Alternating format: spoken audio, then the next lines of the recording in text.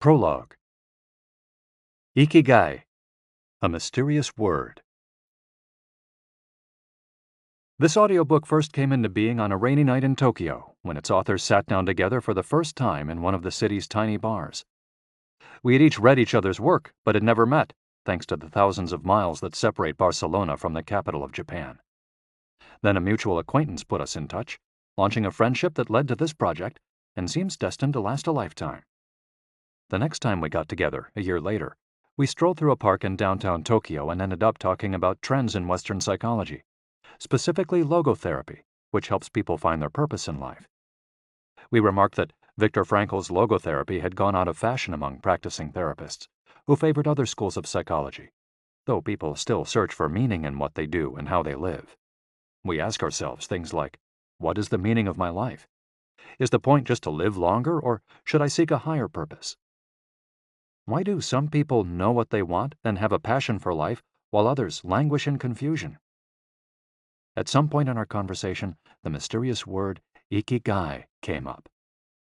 This Japanese concept, which translates roughly as the happiness of always being busy, is like logotherapy, but it goes a step beyond. It also seems to be one way of explaining the extraordinary longevity of the Japanese, especially on the island of Okinawa, where there are 24.55 people over the age of 100 for every 100,000 inhabitants, far more than the global average. Those who study why the inhabitants of this island in the south of Japan live longer than people anywhere else in the world believe that one of the keys, in addition to a healthful diet, a simple life in the outdoors, green tea, and the subtropical climate, its average temperature is like that of Hawaii, is the Ikigai that shapes their lives. While researching this concept, we discovered that not a single book in the fields of psychology or personal development is dedicated to bringing this philosophy to the West. Is Ikigai the reason there are more centenarians in Okinawa than anywhere else? How does it inspire people to stay active until the very end? What is the secret to a long and happy life?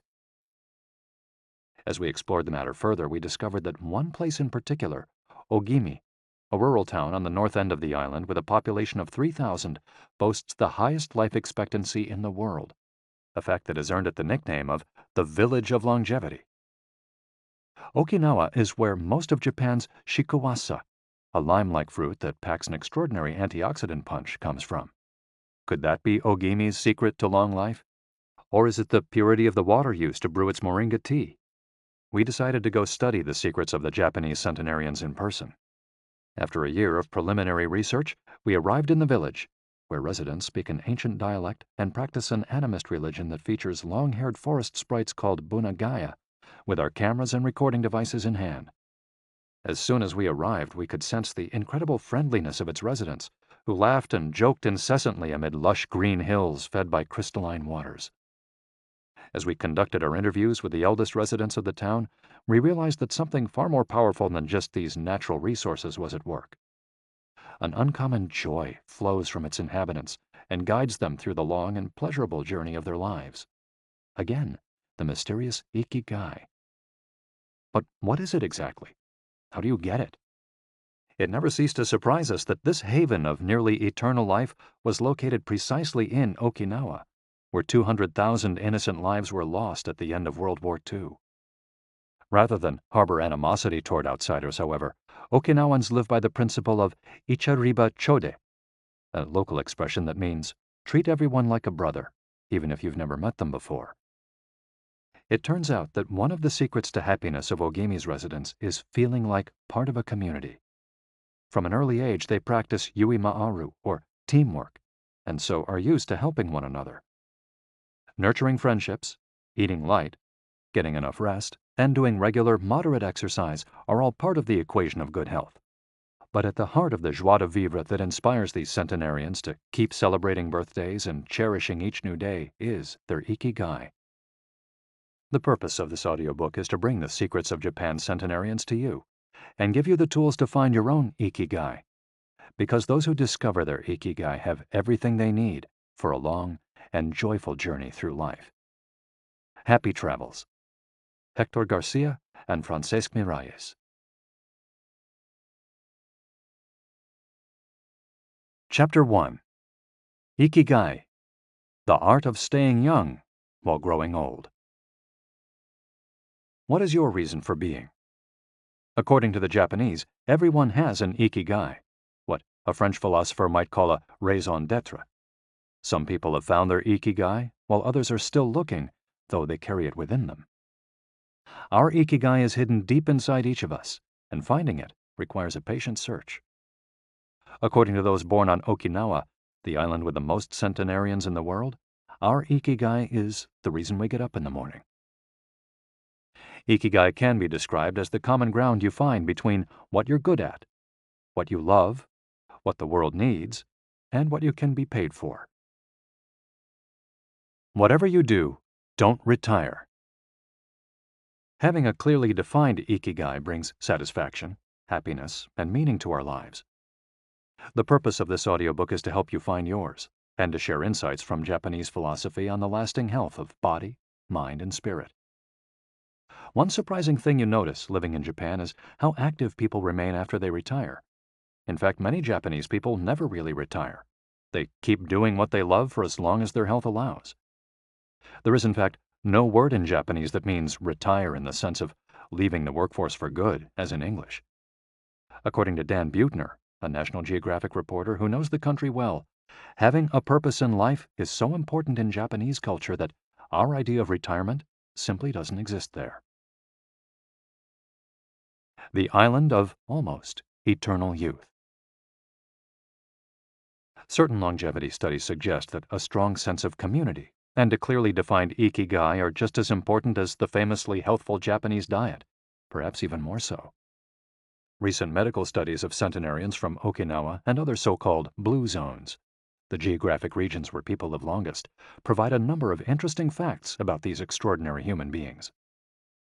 Not only do they live much longer than the rest of the world's population, they also suffer from fewer chronic illnesses, such as cancer and heart disease.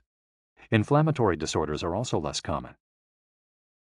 Many of these centenarians enjoy enviable levels of vitality and health that would be unthinkable for people of advanced age elsewhere.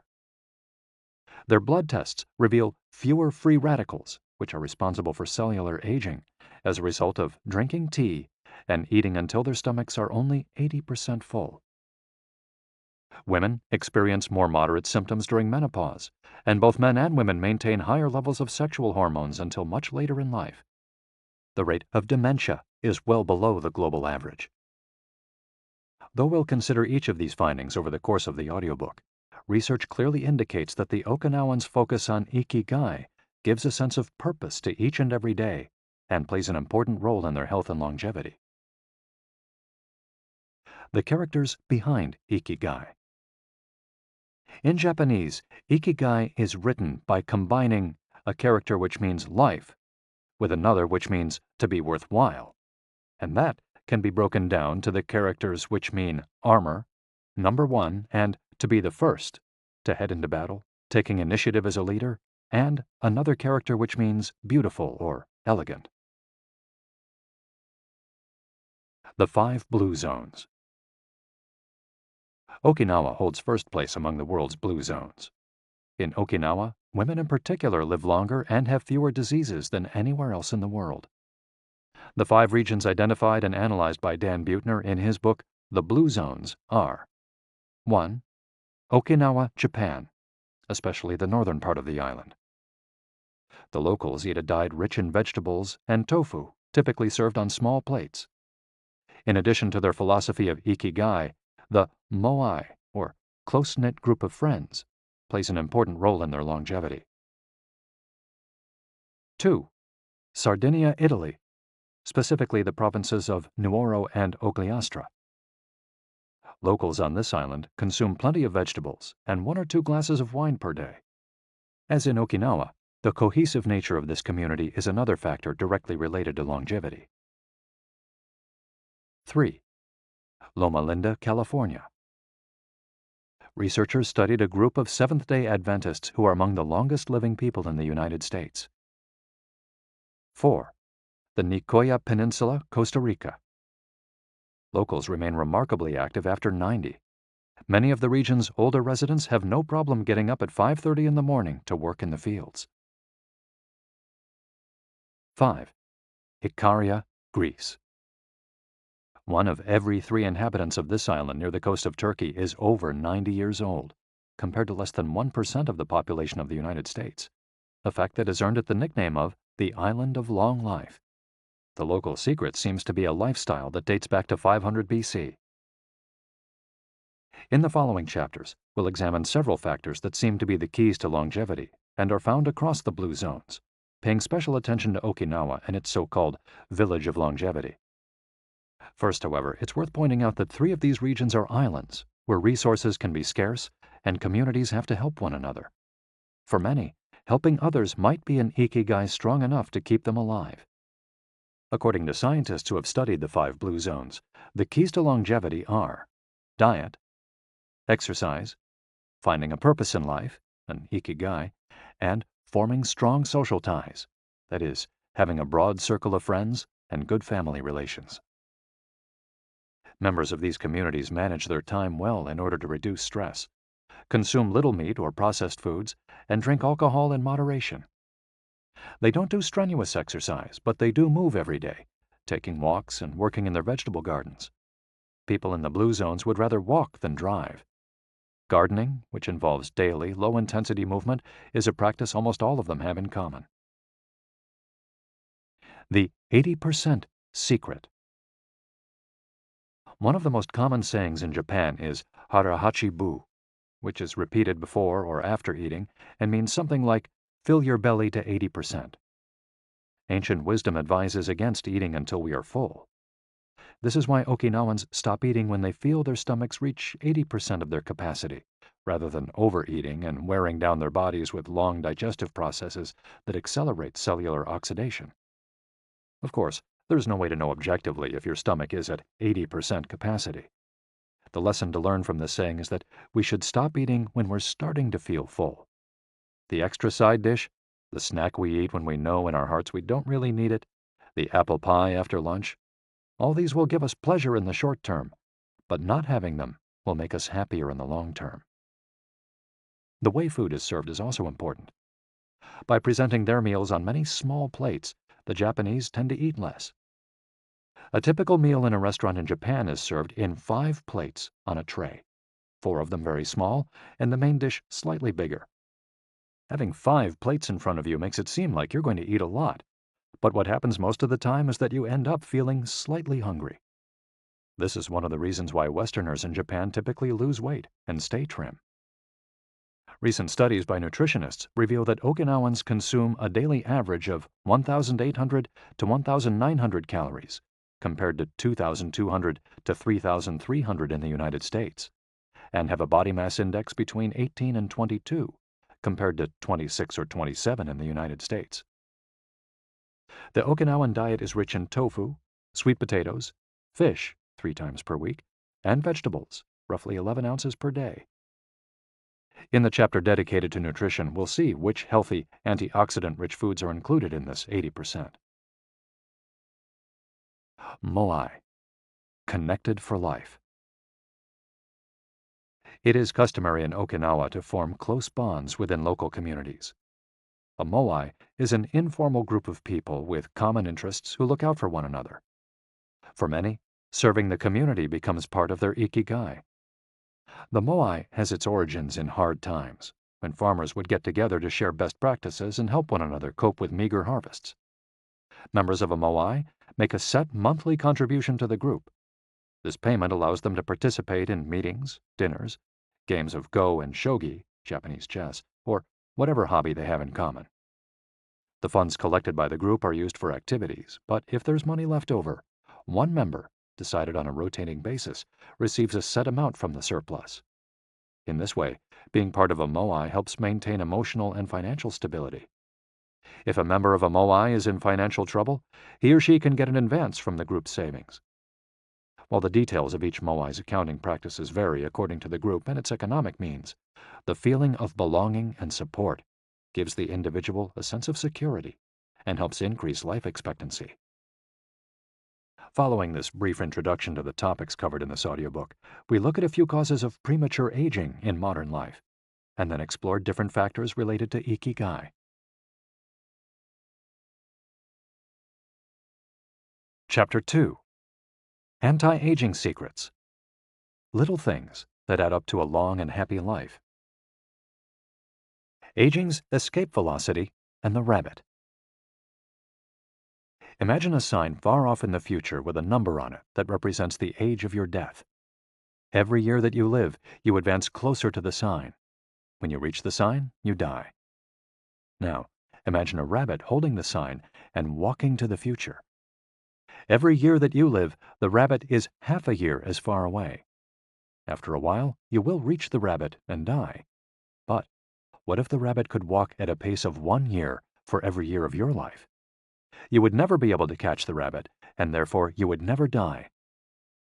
The speed at which the rabbit walks to the future is our technology. The more we advance technology and knowledge of our bodies, the faster we can make the rabbit walk. Aging's escape velocity is the moment at which the rabbit walks at a pace of 1 year per year or faster, and we become immortal. Aging's escape velocity. For more than a century, we've managed to add an average of 0.3 years to our life expectancy every year. But what would happen if we had the technology to add a year of life expectancy every year? In theory, we would achieve biological immortality, having reached aging's escape velocity. Researchers with an eye to the future, such as Ray Kurzweil and Aubrey de Grey, claim that we'll reach this escape velocity in a matter of decades. Other scientists are less optimistic, predicting that we'll reach a limit, a maximum age we won't be able to surpass no matter how much technology we have. For example, some biologists assert that our cells stop regenerating after about 120 years. Active mind, youthful body. There is much wisdom in the classic saying, mens sana in corpore sano, a sound mind in a sound body. It reminds us that both mind and body are important, and that the health of one is connected to that of the other. It's been shown that maintaining an active, adaptable mind is one of the key factors in staying young. Having a youthful mind also drives you toward a healthy lifestyle that will slow the aging process. Just as a lack of physical exercise has negative effects on our bodies and mood, a lack of mental exercise is bad for us because it causes our neurons and neural connections to deteriorate, and as a result, reduces our ability to react to our surroundings. This is why it's so important to give your brain a workout. One pioneer in advocating for mental exercise is the Israeli neuroscientist Shlomo Brezhnitz, who argues that the brain needs a lot of stimulation in order to stay in shape. As he stated in an interview with Edward Punset for the Spanish television program Redis, there is a tension between what is good for someone and what they want to do. This is because people, especially older people, like to do things as they've always done them. The problem is that when the brain develops ingrained habits, it doesn't need to think anymore. Things get done quickly and efficiently on automatic pilot, often in a very advantageous way. This creates a tendency to stick to routines, and the only way of breaking these is to confront the brain with new information. Presented with new information, the brain creates new connections and is revitalized. This is why it's so important to expose yourself to change, even if stepping outside your comfort zone means feeling a bit of anxiety. The effects of mental training have been scientifically demonstrated. According to Collins Hemingway and Shlomo Brezhnitz in their book Maximum Brain Power, Challenging the Brain for Health and Wisdom, mental training is beneficial on many levels. You begin exercising your brain by doing a certain task for the first time, he writes, and at first it seems very difficult, but as you learn how to do it, the training is already working. The second time you realize that it's easier, not harder to do because you're getting better at it. This has a fantastic effect on a person's mood. In and of itself, it's a transformation that affects not only the results obtained, but also his or her self-image. This description of a mental workout might sound a bit formal, but simply interacting with others, playing a game, for example, offers new stimuli and helps prevent the depression that can come with solitude. Our neurons start to age while we're still in our 20s. This process is slowed, however, by intellectual activity, curiosity, and a desire to learn. Dealing with new situations, learning something new every day, playing games, and interacting with other people seem to be essential for anti-aging strategies for the mind.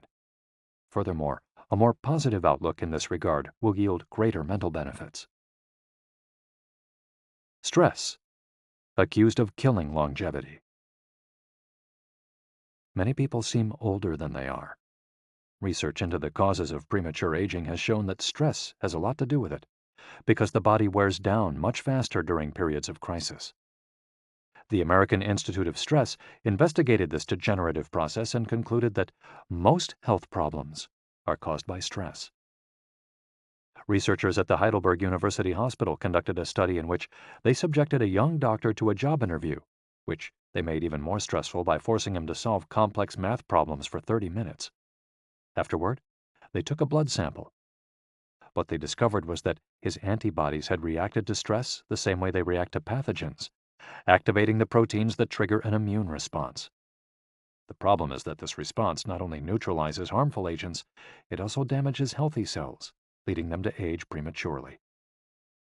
The University of California conducted a similar study, taking data and samples from 39 women who had high levels of stress due to the illness of one of their children, and comparing them to samples from women with healthy children and low levels of stress. They found that stress promotes cellular aging by weakening cell structures known as telomeres, which affect cellular regeneration and how our cells age. As the study revealed, the greater the stress, the greater the degenerative effects on cells. How does stress work? These days, people live at a frantic pace and in a nearly constant state of competition. At this fever pitch, stress is a natural response to the information being received by the body as potentially dangerous or problematic. Theoretically, this is a useful reaction, as it helps us survive in hostile surroundings. Over the course of our evolution, we have used this response to deal with difficult situations and to flee from predators. The alarm that goes off in our head makes our neurons activate the pituitary gland, which produces hormones that release corticotropin, which in turn circulates through the body via the sympathetic nervous system. The adrenal gland is then triggered to release adrenaline and cortisol. Adrenaline raises our respiratory rate and pulse and prepares our muscles for action, getting the body ready to react to perceived danger, while cortisol increases the release of dopamine and blood glucose, which is what gets us charged up and allows us to face challenges. These processes are, in moderation, beneficial. They help us overcome challenges in our daily lives. Nonetheless, the stress to which human beings are subjected today is clearly harmful. Compare the lives of cave dwellers with modern humans. Cave dwellers were relaxed most of the time. Modern humans work most of the time and are alert to any and all threats. Cave dwellers felt stress only in very specific situations. Modern humans are online or waiting for notifications from their cell phones 24 hours a day. To cave dwellers, the threats were real. A predator could end their lives at any moment. For modern humans, the brain associates the ping of a cell phone or an email notification with the threat of a predator. For cave dwellers, high doses of cortisol and adrenaline at moments of danger kept the body healthy. In modern humans, low doses of cortisol flow constantly through the body, with implications for a range of health problems, including adrenal fatigue and chronic fatigue syndrome. Stress has a degenerative effect over time. A sustained state of emergency affects the neurons associated with memory, as well as inhibiting the release of certain hormones, the absence of which can cause depression. Its secondary effects include irritability, insomnia, anxiety, and high blood pressure. As such, though challenges are good for keeping mind and body active, we should adjust our high-stress lifestyles in order to avoid the premature aging of our bodies. Be mindful about reducing stress. Whether or not the threats we perceive are real, stress is an easily identifiable condition that not only causes anxiety, but is also highly psychosomatic, affecting everything from our digestive system to our skin. This is why prevention is so important in avoiding the toll that stress takes on us, and why many experts recommend practicing mindfulness. The central premise of this stress reduction method is focusing on the self, noticing our responses, even if they are conditioned by habit, in order to be fully conscious of them. In this way, we connect with the here and now and limit thoughts that tend to spiral out of control. We have to learn to turn off the autopilot that's steering us in an endless loop. We all know people who snack while talking on the phone or watching the news. You ask them if the omelet they just ate had an onion in it, and they can't tell you. says Roberto Alcibar, who abandoned his fast-paced life to become a certified instructor of mindfulness after an illness threw him into a period of acute stress. One way to reach such a state of mindfulness is through meditation, which helps filter the information that reaches us from the outside world. It can also be achieved through breathing exercises, yoga, and body scans. Achieving mindfulness involves a gradual process of training, but with a bit of practice, we can learn to focus our mind completely, which reduces stress and helps us live longer. A little stress is good for you. While sustained, intense stress is a known enemy of longevity and both mental and physical health, low levels of stress have been shown to be beneficial. After observing a group of test subjects for more than 20 years, Dr. Howard S. Friedman, a psychology professor at the University of California, Riverside, discovered that people who maintained a low level of stress, who faced challenges and put their heart and soul into their work in order to succeed, lived longer than those who chose a more relaxed lifestyle and retired earlier. From this, he concluded that a small dose of stress is a positive thing, as those who live with low levels of stress tend to develop healthier habits, smoke less, and drink less alcohol. Given this, it's not surprising that many of the supercentenarians, people who live to be 110 or more, whom you'll meet in this audiobook, talk about having lived intense lives and working well into old age. A lot of sitting will age you. In the Western world in particular, the rise in sedentary behavior has led to numerous diseases, such as hypertension and obesity, which in turn affect longevity. Spending too much time seated at work or at home not only reduces muscular and respiratory fitness, but also increases appetite and curbs the desire to participate in activities. Being sedentary can lead to hypertension, imbalanced eating, cardiovascular disease, osteoporosis, and even certain kinds of cancer. Recent studies have shown a connection between a lack of physical activity and the progressive distortion of telomeres in the immune system, which ages those cells and, in turn, the organism as a whole. This is a problem at all life stages, not only among adults. Sedentary children suffer from high rates of obesity and all its associated health issues and risks, which is why it's so important to develop a healthy and active lifestyle at an early age. It's easy to be less sedentary. It just takes a bit of effort and a few changes to your routine. We can access a more active lifestyle that makes us feel better inside and out. We just have to add a few ingredients to our everyday habits. Walk to work, or just go on a walk, for at least 20 minutes each day. Use your feet instead of an elevator or escalator. This is good for your posture, your muscles, and your respiratory system, among other things. Participate in social or leisure activities, so that you don't spend too much time in front of the television. Replace your junk food with fruit, and you'll have less of an urge to snack and more nutrients in your system.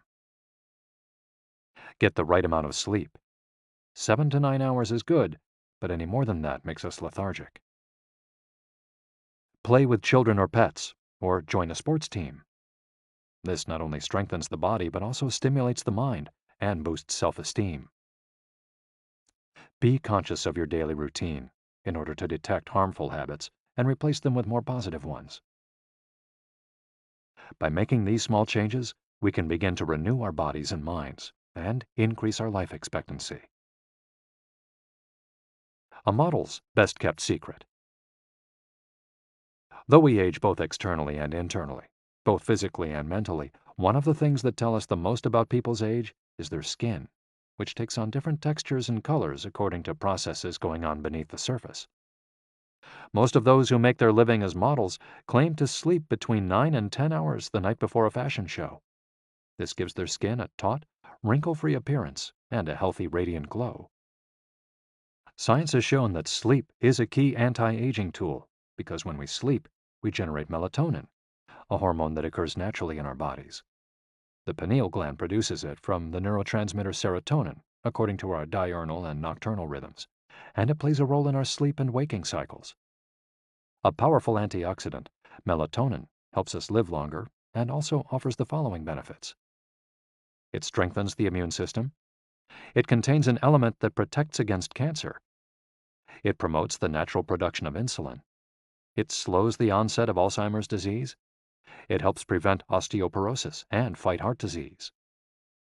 For all these reasons, melatonin is a great ally in preserving youth. It should be noted, however, that melatonin production decreases after age 30.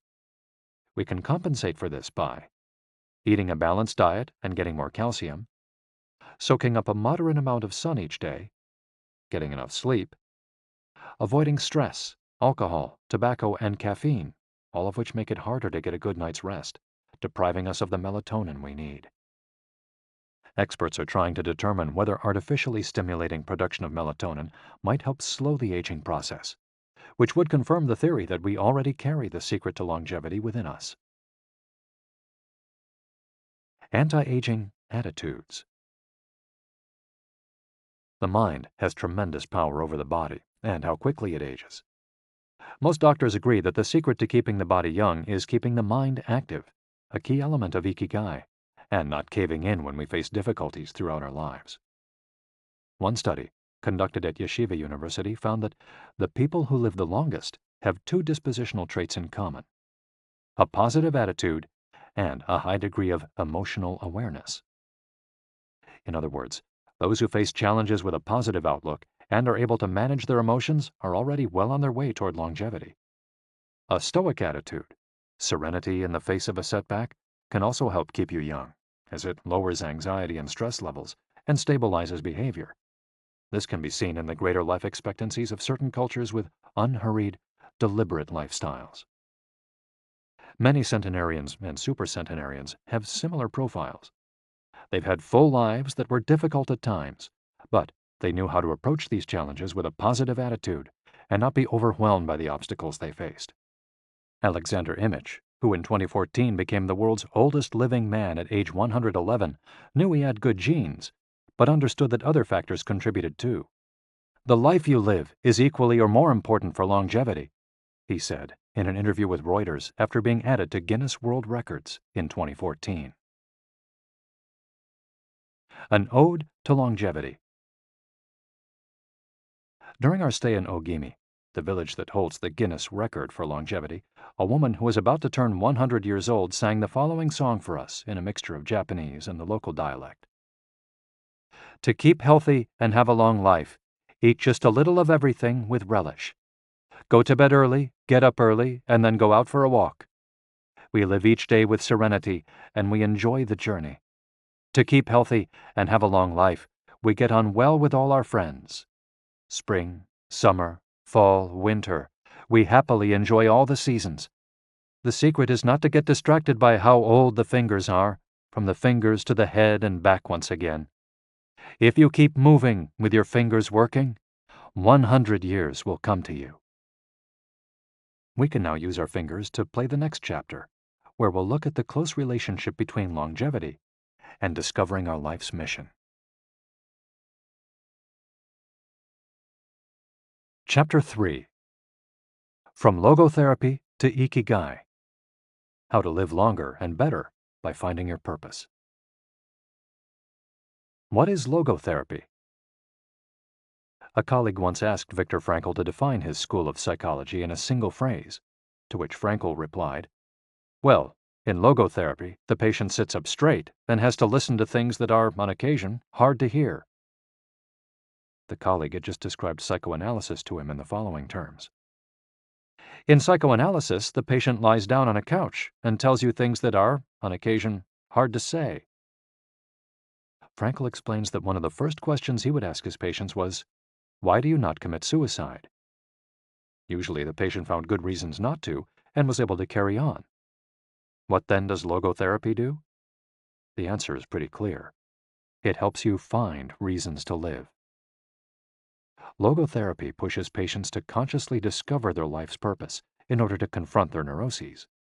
Their quest to fulfill their destiny then motivates them to press forward, breaking the mental chains of the past and overcoming whatever obstacles they encounter along the way. Something to live for. A study conducted by Frankl in his Vienna clinic found that among both patients and personnel, around 80% believed that human beings needed a reason for living, and around 60% felt they had someone or something in their lives worth dying for. The search for meaning. The search for purpose became a personal driving force that allowed Frankl to achieve his goals. The process of logotherapy can be summarized in these 5 steps. 1. A person feels empty, frustrated, or anxious. 2. The therapist shows him that what he is feeling is the desire to have a meaningful life. 3. The patient discovers his life's purpose at that particular point in time. 4. Of his own free will, the patient decides to accept or reject that destiny. 5. This newfound passion for life helps him overcome obstacles and sorrows. Frankl himself would live and die for his principles and ideals.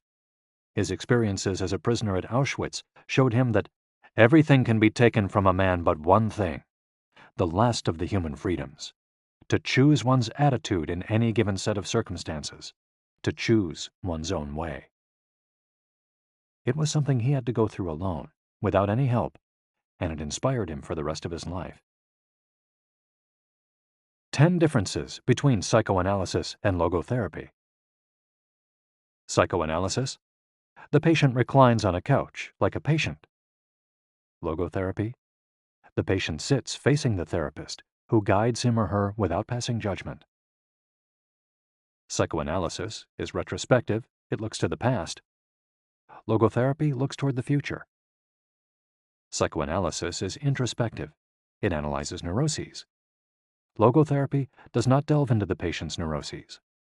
In psychoanalysis, the drive is toward pleasure. In logotherapy, the drive is toward purpose and meaning. Psychoanalysis centers on psychology. Logotherapy includes a spiritual dimension. Psychoanalysis works on psychogenic neuroses. Logotherapy also works on noogenic or existential neuroses. Psychoanalysis analyzes the unconscious origin of conflicts, instinctual dimension. Logotherapy deals with conflicts when and where they arise, spiritual dimension. Psychoanalysis limits itself to the patient's instincts. Logotherapy also deals with spiritual realities. Psychoanalysis is fundamentally incompatible with faith. Logotherapy is compatible with faith. Psychoanalysis seeks to reconcile conflicts and satisfy impulses and instincts. Logotherapy seeks to help the patient find meaning in his life and satisfy his moral principles. Fight for yourself. Existential frustration arises when our life is without purpose or when that purpose is skewed. In Frankl's view, however, there's no need to see this frustration as an anomaly or a symptom of neurosis. Instead, it can be a positive thing, a catalyst for change. Logotherapy does not see this frustration as mental illness, the way other forms of therapy do, but rather as spiritual anguish, a natural and beneficial phenomenon that drives those who suffer from it to seek a cure, whether on their own or with the help of others, and in so doing, find greater satisfaction in life. It helps them change their own destiny. Logotherapy enters the picture if a person needs help doing this, if he needs guidance in discovering his life's purpose, and later in overcoming conflict so he can keep moving towards his objective. In Man's Search for Meaning, Frankl cites one of Nietzsche's famous aphorisms: "He who has a why to live can bear with almost any how." Based on his own experience, Frankl believed that our health depends on that natural tension that comes from comparing what we've accomplished so far with what we'd like to achieve in the future. What we need, then, is not a peaceful existence, but a challenge we can strive to meet by applying all the skills at our disposal. Existential crisis, on the other hand, is typical of modern societies in which people do what they're told to do or what others do, rather than what they want to do. They often try to fill the gap between what is expected of them and what they want for themselves with economic power or physical pleasure, or by numbing their senses. It can even lead to suicide. Sunday neurosis, for example, is what happens when, without the obligations and commitments of the work week, the individual realizes how empty he is inside. He has to find a solution. Above all, he has to find his purpose, his reason for getting out of bed, his Ikigai. I feel empty inside. In a study conducted at the Vienna Polyclinic Hospital, Frankel's team found that 55% of the patients they interviewed were experiencing some degree of existential crisis. According to logotherapy, discovering one's purpose in life helps an individual fill that existential void. Frankel, a man who faced his problems and turned his objectives into actions, could look back on his life in peace as he grew old. He did not have to envy those still enjoying their youth, because he had amassed a broad set of experiences that showed he had lived for something. Better living through logotherapy. A few key ideas. We don't create the meaning of our life, as Sartre claimed. We discover it. We each have a unique reason for being, which can be adjusted or transformed many times over the years. Just as worry often brings about precisely the thing that was feared, excessive attention to a desire, or hyperintention, can keep that desire from being fulfilled. Humor can help break negative cycles and reduce anxiety. We all have the capacity to do noble or terrible things. The side of the equation we end up on depends on our decisions, not on the condition in which we find ourselves. In the following case studies, we'll look at 4 cases from Frankel's own practice in order to better understand the search for meaning and purpose. Case study: Viktor Frankl. In German concentration camps, as in those that would later be built in Japan and Korea, psychiatrists confirmed that the prisoners with the greatest chance of survival were those who had things they wanted to accomplish outside the camp, those who felt a strong need to get out of there alive. This was true of Frankl, who, after being released and successfully developing the school of logotherapy, realized he had been the first patient of his own practice. Frankl had a goal to achieve, and it made him persevere. He arrived at Auschwitz carrying a manuscript that contained all the theories and research he compiled over the course of his career, ready for publication. When it was confiscated, he felt compelled to write it all over again. And that need drove him, and gave his life meaning amid the constant horror and doubt of the concentration camp. So much so that over the years, and especially when he fell ill with typhus, he would jot down fragments and key words from the lost work on any scrap of paper he found. Case study: The American Diplomat. An important North American diplomat went to Frankl to pick up where he left off with a course of treatment he had started 5 years earlier in the United States. When Frankl asked him why he had started therapy in the first place, the diplomat answered that he hated his job and his country's international policies, which he had to follow and enforce. His American psychoanalyst, whom he had been seeing for years, insisted he make peace with his father so that his government and his job, both representations of the paternal figure, would seem less disagreeable. Frankl, however, showed him in just a few sessions that his frustration was due to the fact that he wanted to pursue a different career, and the diplomat concluded his treatment with that idea in mind. 5 years later, the former diplomat informed Frankl that he had been working during that time in a different profession, and that he was happy. In Frankl's view, the man not only didn't need all those years of psychoanalysis, he also couldn't even really be considered a patient in need of therapy. He was simply someone in search of a new life's purpose. As soon as he found it, his life took on deeper meaning. Case study: The Suicidal Mother. The mother of a boy who had died at age 11 was admitted to Frankl's clinic after she tried to kill herself and her other son. It was this other son, paralyzed since birth, who kept her from carrying out her plan. He did believe his life had a purpose, and if his mother killed them both, it would keep him from achieving his goals. The woman shared her story in a group session. To help her, Frankl asked another woman to imagine a hypothetical situation in which she lay on her deathbed, old and wealthy, but childless. The woman insisted that, in that case, she would have felt her life had been a failure. When the suicidal mother was asked to perform the same exercise, imagining herself on her deathbed, she looked back and realized that she had done everything in her power for her children, for both of them. She had given her paralyzed son a good life, and he had turned into a kind, reasonably happy person.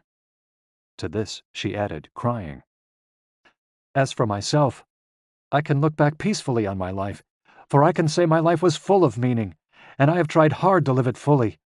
I have done my best. I have done my best for my son. My life was no failure."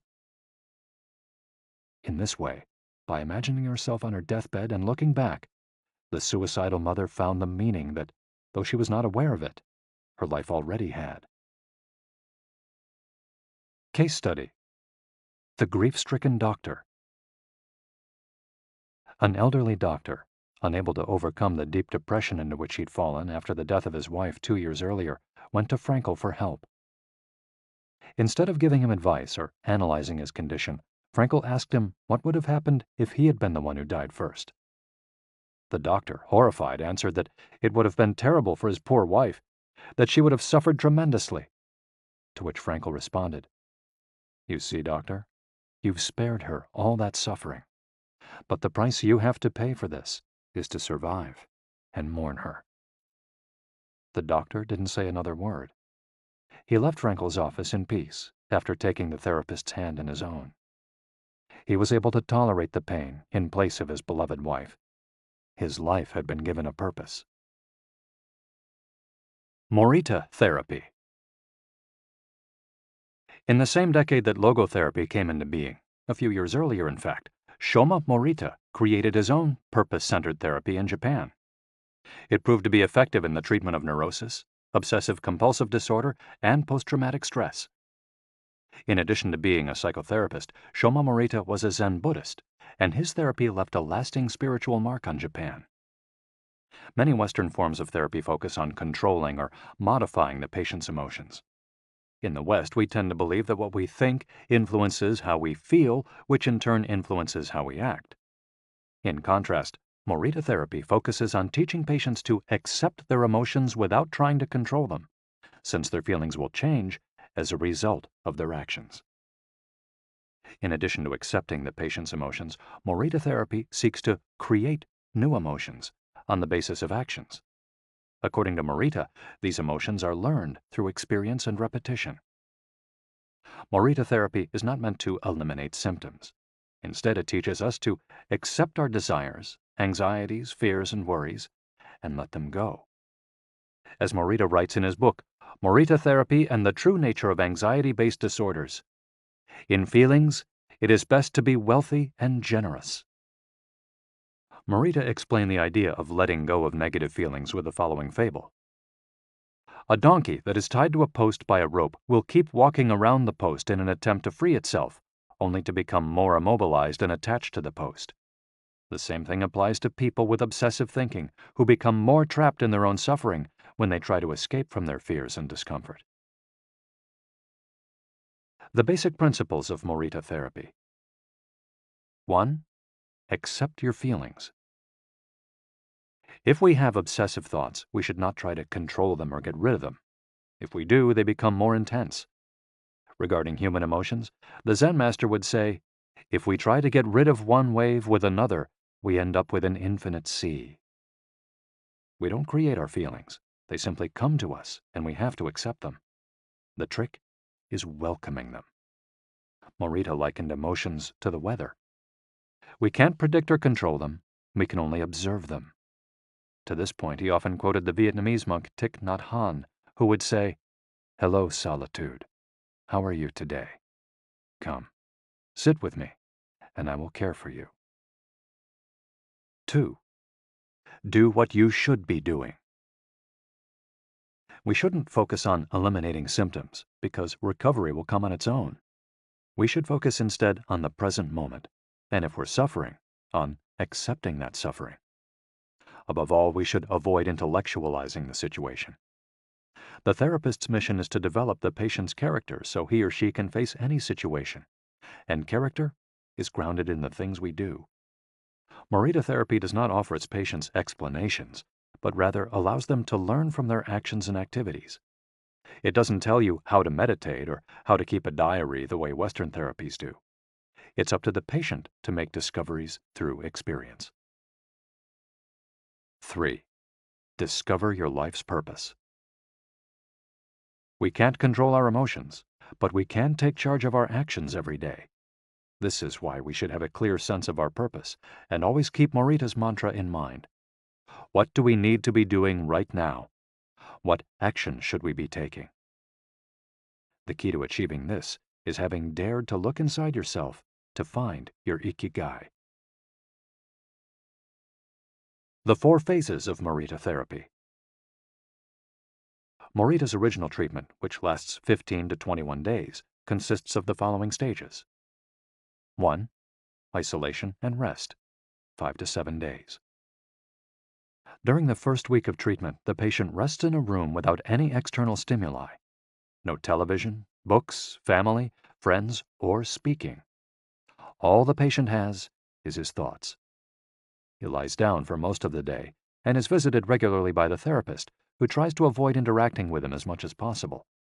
The therapist simply advises the patient to continue observing the rise and fall of his emotions as he lies there. When the patient gets bored and wants to start doing things again, he's ready to move on to the next stage of therapy. 2. Light occupational therapy, 5 to 7 days. In this stage, the patient performs repetitive tasks in silence. One of these is keeping a diary about his thoughts and feelings. The patient goes outside after a week of being shut in, takes walks in nature, and does breathing exercises. He also starts doing simple activities such as gardening, drawing, or painting. During this stage, the patient is still not allowed to talk to anyone except the therapist. 3. Occupational therapy, 5 to 7 days. In this stage, the patient performs tasks that require physical movement. Dr. Morita liked to take his patients to the mountains to chop wood. In addition to physical tasks, the patient is also immersed in other activities such as writing, painting, or making ceramics. The patient can speak with others at this stage, but only about the tasks at hand. 4. The return to social life and the real world. The patient leaves the hospital and is reintroduced to social life, but maintains the practices of meditation and occupational therapy developed during treatment. The idea is to re-enter society as a new person, with a sense of purpose, and without being controlled by social or emotional pressures. Nikon meditation. Morita was a great Zen master of Nikon introspective meditation. Much of his therapy draws on his knowledge and mastery of this school, which centers on 3 questions the individual must ask him or herself. 1. What have I received from person X? 2. What have I given to person X? 3. What problems have I caused person X? Through these reflections, we stop identifying others as the cause of our problems and deepen our own sense of responsibility. As Morita said, if you are angry and want to fight, think about it for 3 days before coming to blows. After 3 days, the intense desire to fight will pass on its own. And now, Ikigai. Logotherapy and Morita therapy are both grounded in a personal, unique experience that you can access without therapists or spiritual retreats. The mission of finding your Ikigai, your existential fuel. Once you find it, it's only a matter of having the courage and making the effort to stay on the right path. In the following chapters, we'll take a look at the basic tools you'll need to get moving along that path. Finding flow in the tasks you've chosen to do, eating in a balanced and mindful way, doing low-intensity exercise, and learning not to give in when difficulties arise. In order to do this, you have to accept that the world, like the people who live in it, is imperfect, but that it's still full of opportunities for growth and achievement. Are you ready to throw yourself into your passion as if it were the most important thing in the world? Chapter 4. Find flow in everything you do. How to turn work and free time into spaces for growth. We are what we repeatedly do. Excellence, then, is not an act, but a habit. Aristotle. Going with the flow. Imagine you're skiing down one of your favorite slopes. Powdery snow flies up on both sides of you like white sand. Conditions are perfect. You are entirely focused on skiing as well as you can. You know exactly how to move at each moment. There is no future, no past, there is only the present. You feel the snow, your skis, your body, and your consciousness united as a single entity. You are completely immersed in the experience, not thinking about or distracted by anything else. Your ego dissolves, and you become part of what you're doing. This is the kind of experience Bruce Lee described with his famous, "Be water, my friend." We've all felt our sense of time vanish when we lose ourselves in an activity we enjoy. We start cooking, and before we know it, several hours have passed. We spend an afternoon with a book and forget about the world going by until we notice the sunset and realize we haven't eaten dinner. We go surfing and don't realize how many hours we've spent in the water until the next day when our muscles ache. The opposite can also happen. When we have to complete a task we don't want to do, every minute feels like a lifetime, and we can't stop looking at our watch. As the quip attributed to Einstein goes, "Put your hand on a hot stove for a minute, and it seems like an hour. Sit with a pretty girl for an hour, and it seems like a minute." That is relativity. The funny thing is that someone else might really enjoy the same task, but we want to finish as quickly as possible. What makes us enjoy doing something so much that we forget about whatever worries we might have while we do it? When are we happiest? These questions can help us discover our Ikigai. The power of flow. These questions are also at the heart of psychologist Mihai Csikszentmihalyi's research into the experience of being completely immersed in what we're doing. Csikszentmihalyi called this state flow and described it as the pleasure, delight, creativity, and process when we are completely immersed in life. There is no magic recipe for finding happiness, for living according to your Ikigai, but one key ingredient is the ability to reach this state of flow, and, through this state, have an optimal experience. In order to achieve this optimal experience, we have to focus on increasing the time we spend on activities that bring us to this state of flow, rather than allowing ourselves to get caught up in activities that offer immediate pleasure, like eating too much, abusing drugs or alcohol, or stuffing ourselves with chocolate in front of the TV. As Csikszentmihalyi asserts in his book, Flow, The Psychology of Optimal Experience, flow is the state in which people are so involved in an activity that nothing else seems to matter. The experience itself is so enjoyable that people will do it, even at great cost, for the sheer sake of doing it. It's not only creative professionals who require the high doses of concentration that promote flow. Most athletes, chess players, and engineers also spend much of their time on activities that bring them to this state. According to Csikszentmihalyi's research, a chess player feels the same way upon entering a state of flow as a mathematician working on a formula, or a surgeon performing an operation. A professor of psychology, Csikszentmihalyi analyzed data from people around the world and discovered that flow is the same among individuals of all ages and cultures. In New York and Okinawa, we all reach a state of flow in the same way. But what happens to our mind when we're in that state? When we flow, we're focused on a concrete task without any distractions. Our mind is in order. The opposite occurs when we try to do something while our mind is on other things. The 7 conditions for achieving flow. According to researcher Owen Schaffer of DePaul University, the requirements for achieving flow are 1. Knowing what to do. 2. Knowing how to do it. 3. Knowing how well you're doing. 4. Knowing where to go, where navigation is involved. 5. Perceiving significant challenges. 6. Perceiving significant skills. 7. Being free from distractions. If you often find yourself losing focus while working on something you consider important, there are several strategies you can employ to increase your chances of achieving flow. Strategy number 1. Choose a difficult task, but not too difficult. Schaffer's model encourages us to take on tasks that we have a chance of completing, but that are slightly outside our comfort zone. Every task, sport or job, has a set of rules, and we need a set of skills to follow them. If the rules for completing a task or achieving a purpose are too basic relative to our skill set, we'll likely get bored. Activities that are too easy lead to apathy. If, on the other hand, we assign ourselves to a task that is too difficult, we won't have the skills to complete it and will almost certainly give up and feel frustrated to boot. The ideal is to find a middle path, something aligned with our abilities but just a bit of a stretch, so we experience it as a challenge.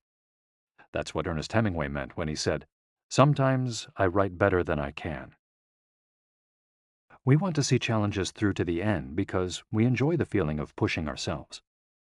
Bertrand Russell expressed a similar idea when he said, "To be able to concentrate for a considerable amount of time is essential to difficult achievement." If you're a graphic designer, learn a new software program for your next project. If you're a programmer, use a new programming language.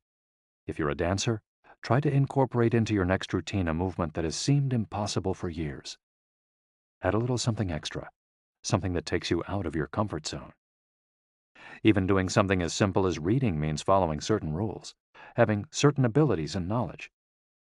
If we set out to read a book on quantum mechanics for specialists in physics without being specialists in physics ourselves, we'll probably give up after a few minutes. On the other end of the spectrum, if we already know everything a book has to tell us, we'll get bored right away.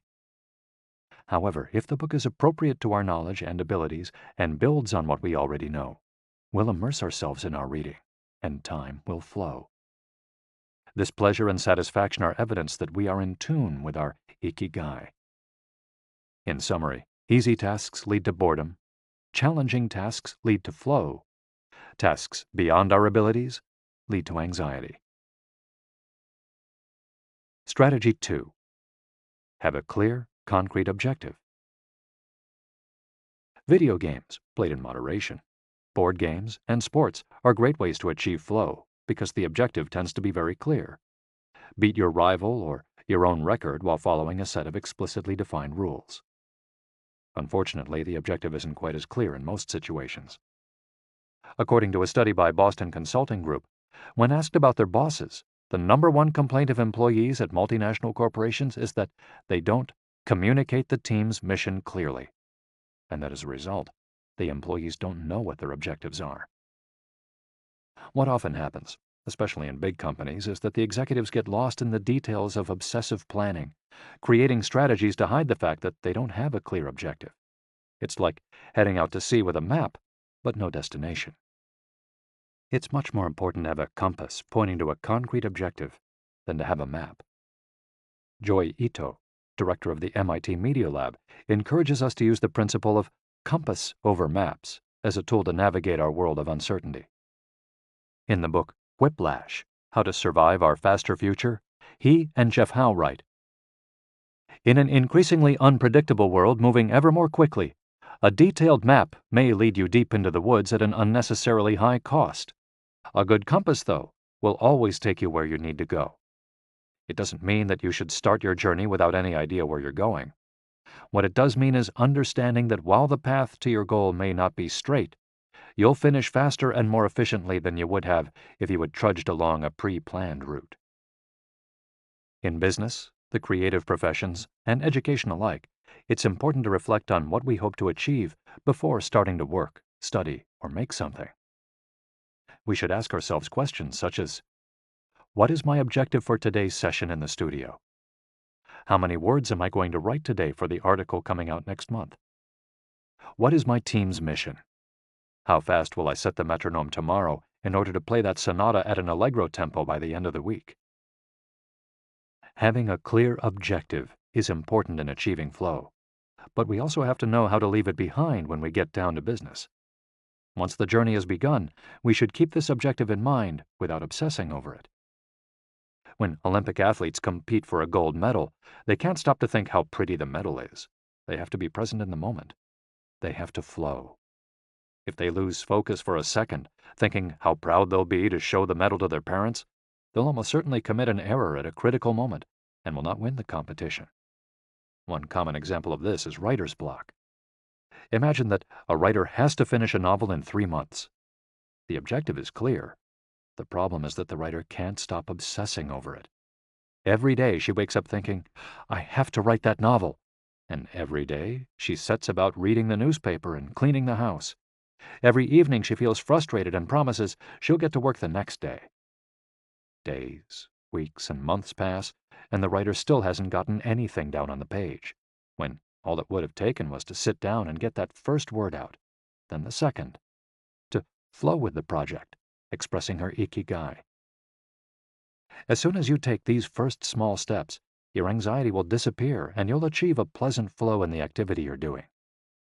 Getting back to Albert Einstein, a happy man is too satisfied with the present to dwell on the future. To summarize, a vague objective leads to confusion, time and energy wasted on meaningless tasks, and mental block. A clearly defined objective and a focus on process leads to flow. And obsessive desire to achieve a goal while ignoring process leads to a fixation on the objective rather than on getting down to business, and mental block. Strategy 3. Concentrate on a single task. This is perhaps one of the greatest obstacles we face today, with so much technology and so many distractions.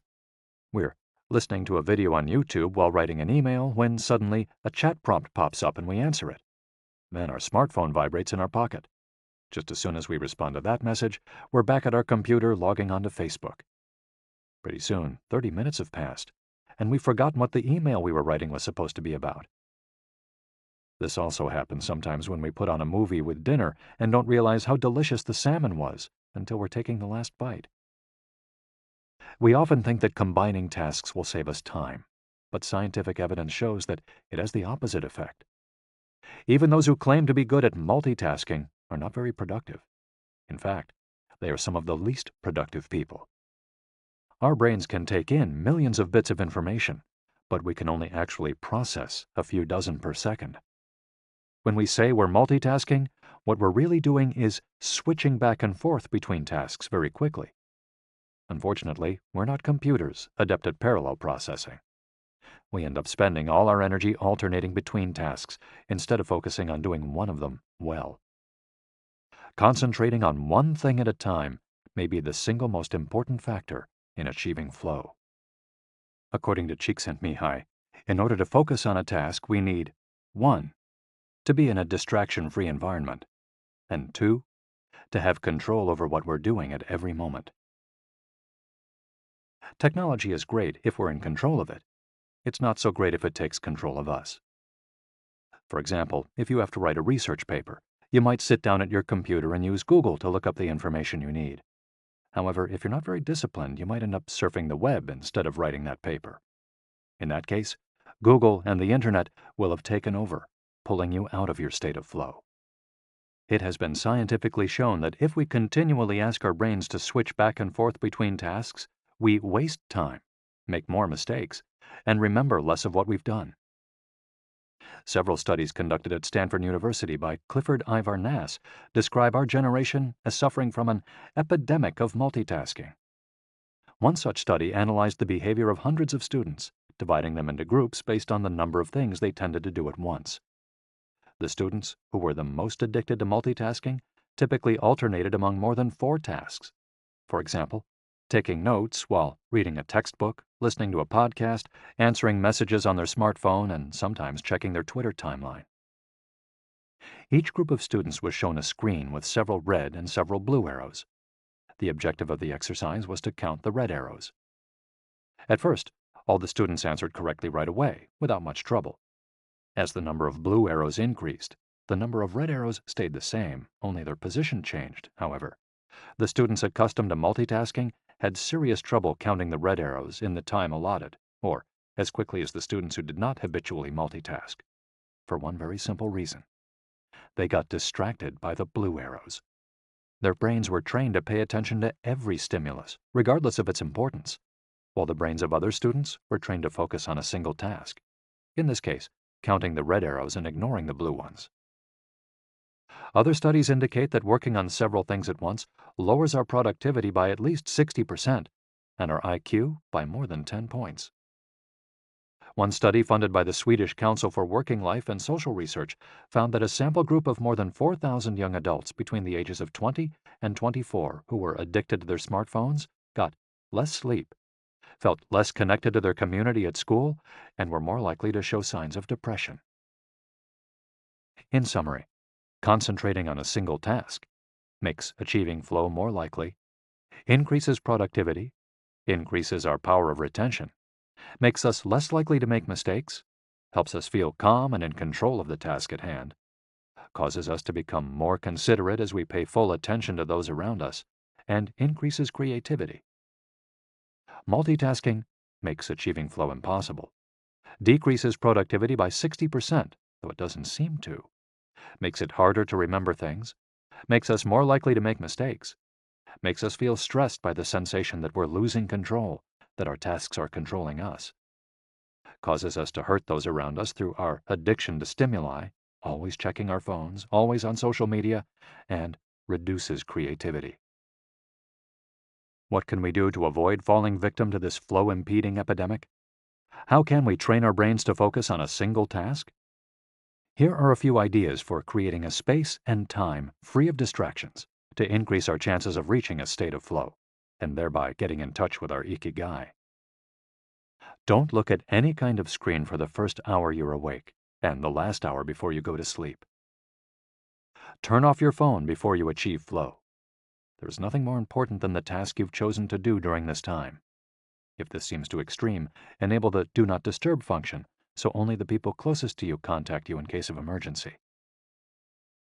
Designate one day of the week, perhaps a Saturday or Sunday, a day of technical fasting, making exceptions for e-readers without Wi-Fi or MP3 players. Go to a cafe that doesn't have Wi-Fi. Read and respond to email only once or twice per day. Define those times clearly and stick to them. Try the Pomodoro technique. Get yourself a kitchen timer. Some are made to look like a pomodoro or a tomato, and commit to working on a single task as long as it's running. The Pomodoro technique recommends 25 minutes of work and 5 minutes of rest for each cycle, but you can also do 50 minutes of work and 10 minutes of rest.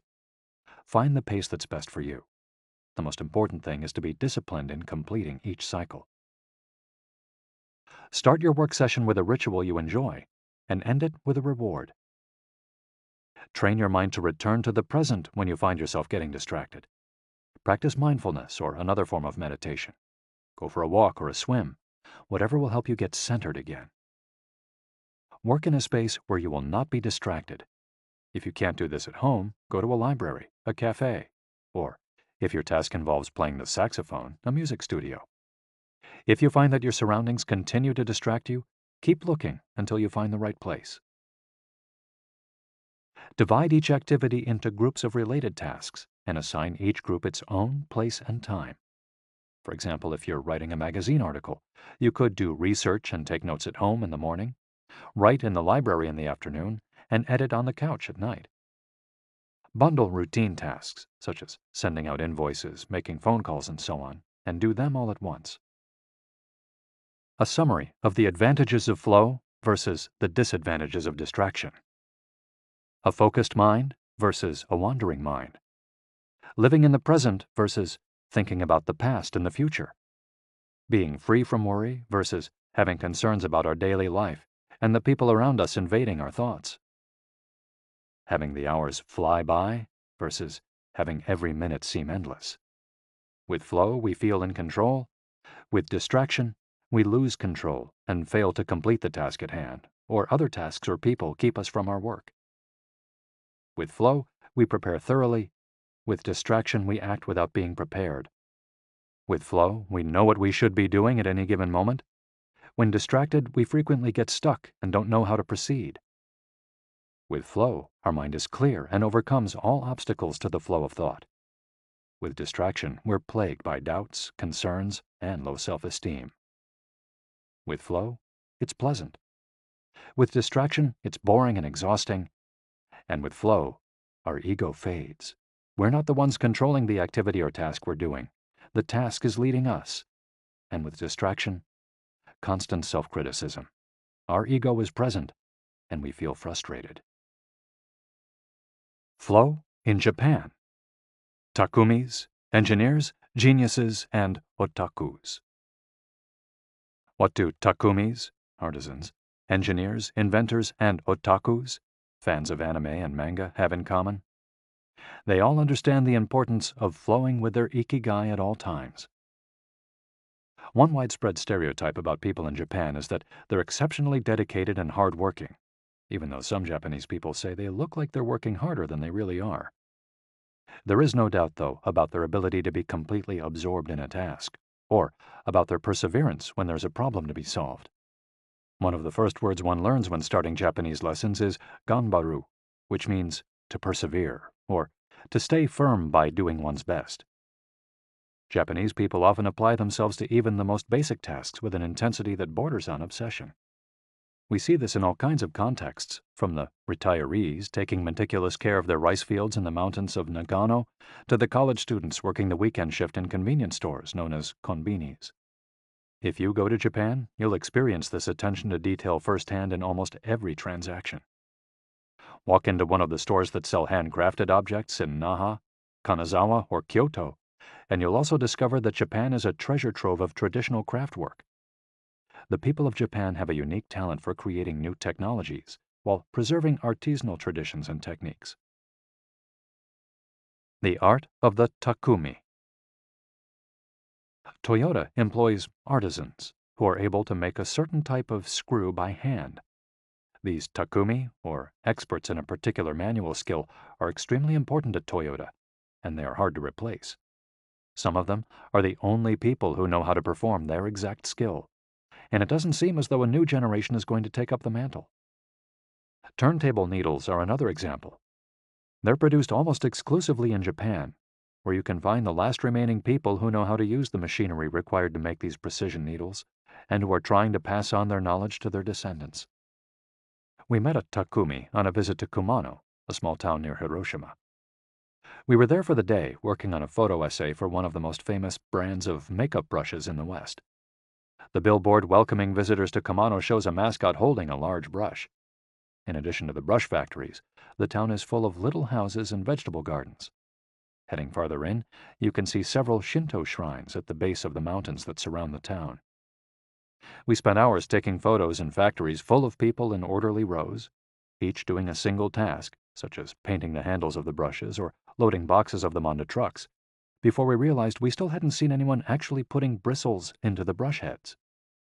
After we asked about this and got the runaround several times, the president of one company agreed to show us how it was done. He led us out of the building and asked us to get into his car. After a 5-minute drive, we parked next to another, smaller structure and climbed the stairs. He opened a door, and we walked into a small room filled with windows that let in lovely natural light. In the middle of the room was a woman wearing a mask. You could see only her eyes. She was so focused on choosing individual bristles for the brushes, gracefully moving her hands and fingers, using scissors and combs to sort the bristles, that she didn't even notice our presence. Her movements were so quick, it was hard to tell what she was doing. The president of the company interrupted her to let her know that we'd be taking photos as she worked. We couldn't see her mouth, but the glint in her eye and the cheerful inflection in her speech let us know she was smiling. She looked happy and proud, talking about her work and responsibilities. We had to use extremely fast shutter speeds to capture her movements. Her hands danced and flowed in concert with her tools and the bristles she was sorting. The president told us that this takumi was one of the most important people in the company, even though she was hidden away in a separate building. Every bristle of every brush the company made passed through her hands. Steve Jobs in Japan. Apple co-founder Steve Jobs was a big fan of Japan. Not only did he visit the Sony factories in the 1980s and adopt many of their methods when he founded Apple, he was also captivated by the simplicity and quality of Japanese porcelain in Kyoto. It was not, however, an artisan from Kyoto who won Steve Jobs' devotion, but rather a takumi from Toyama named Yokio Shakunaga, who used a technique called Etchu Setoyaki, known by only a few. On a visit to Kyoto, Jobs heard of an exhibition of Shakunaga's work. He immediately understood that there was something special about Shakunaga's porcelain. As a matter of fact, he bought several cups, vases, and plates, and went back to the show 3 times that week. Jobs returned to Kyoto several times over the course of his life in search of inspiration, and ended up meeting Shakunaga in person. It is said that Jobs had many questions for him, almost all of them about the fabrication process and the type of porcelain he used. Shakunaga explained that he used white porcelain he extracted himself from mountains in the Toyama prefecture, making him the only artist of his ilk familiar with the fabrication process of porcelain objects from their origins in the mountains to their final form, an authentic Takumi. Jobs was so impressed that he considered going to Toyama to see the mountain where Shakunaga got his porcelain, but thought better of it when he heard that it was more than 4 hours by train from Kyoto. In an interview after Jobs' death, Shakunaga said he was very proud that his work had been appreciated by the man who created the iPhone. He added that Jobs' last purchase from him had been a set of 12 teacups. Jobs had asked for something special, a new style. To satisfy this request, Shakunaga made 150 teacups in the process of testing out new ideas. Of these, he chose the 12 best and sent them to the Jobs family. Ever since his first trip to Japan, Jobs was fascinated and inspired by the country's artisans, engineers, especially at Sony, philosophy, especially Zen, and cuisine, especially sushi. Sophisticated simplicity. What do Japanese artisans, engineers, Zen philosophy, and cuisine have in common? Simplicity and attention to detail.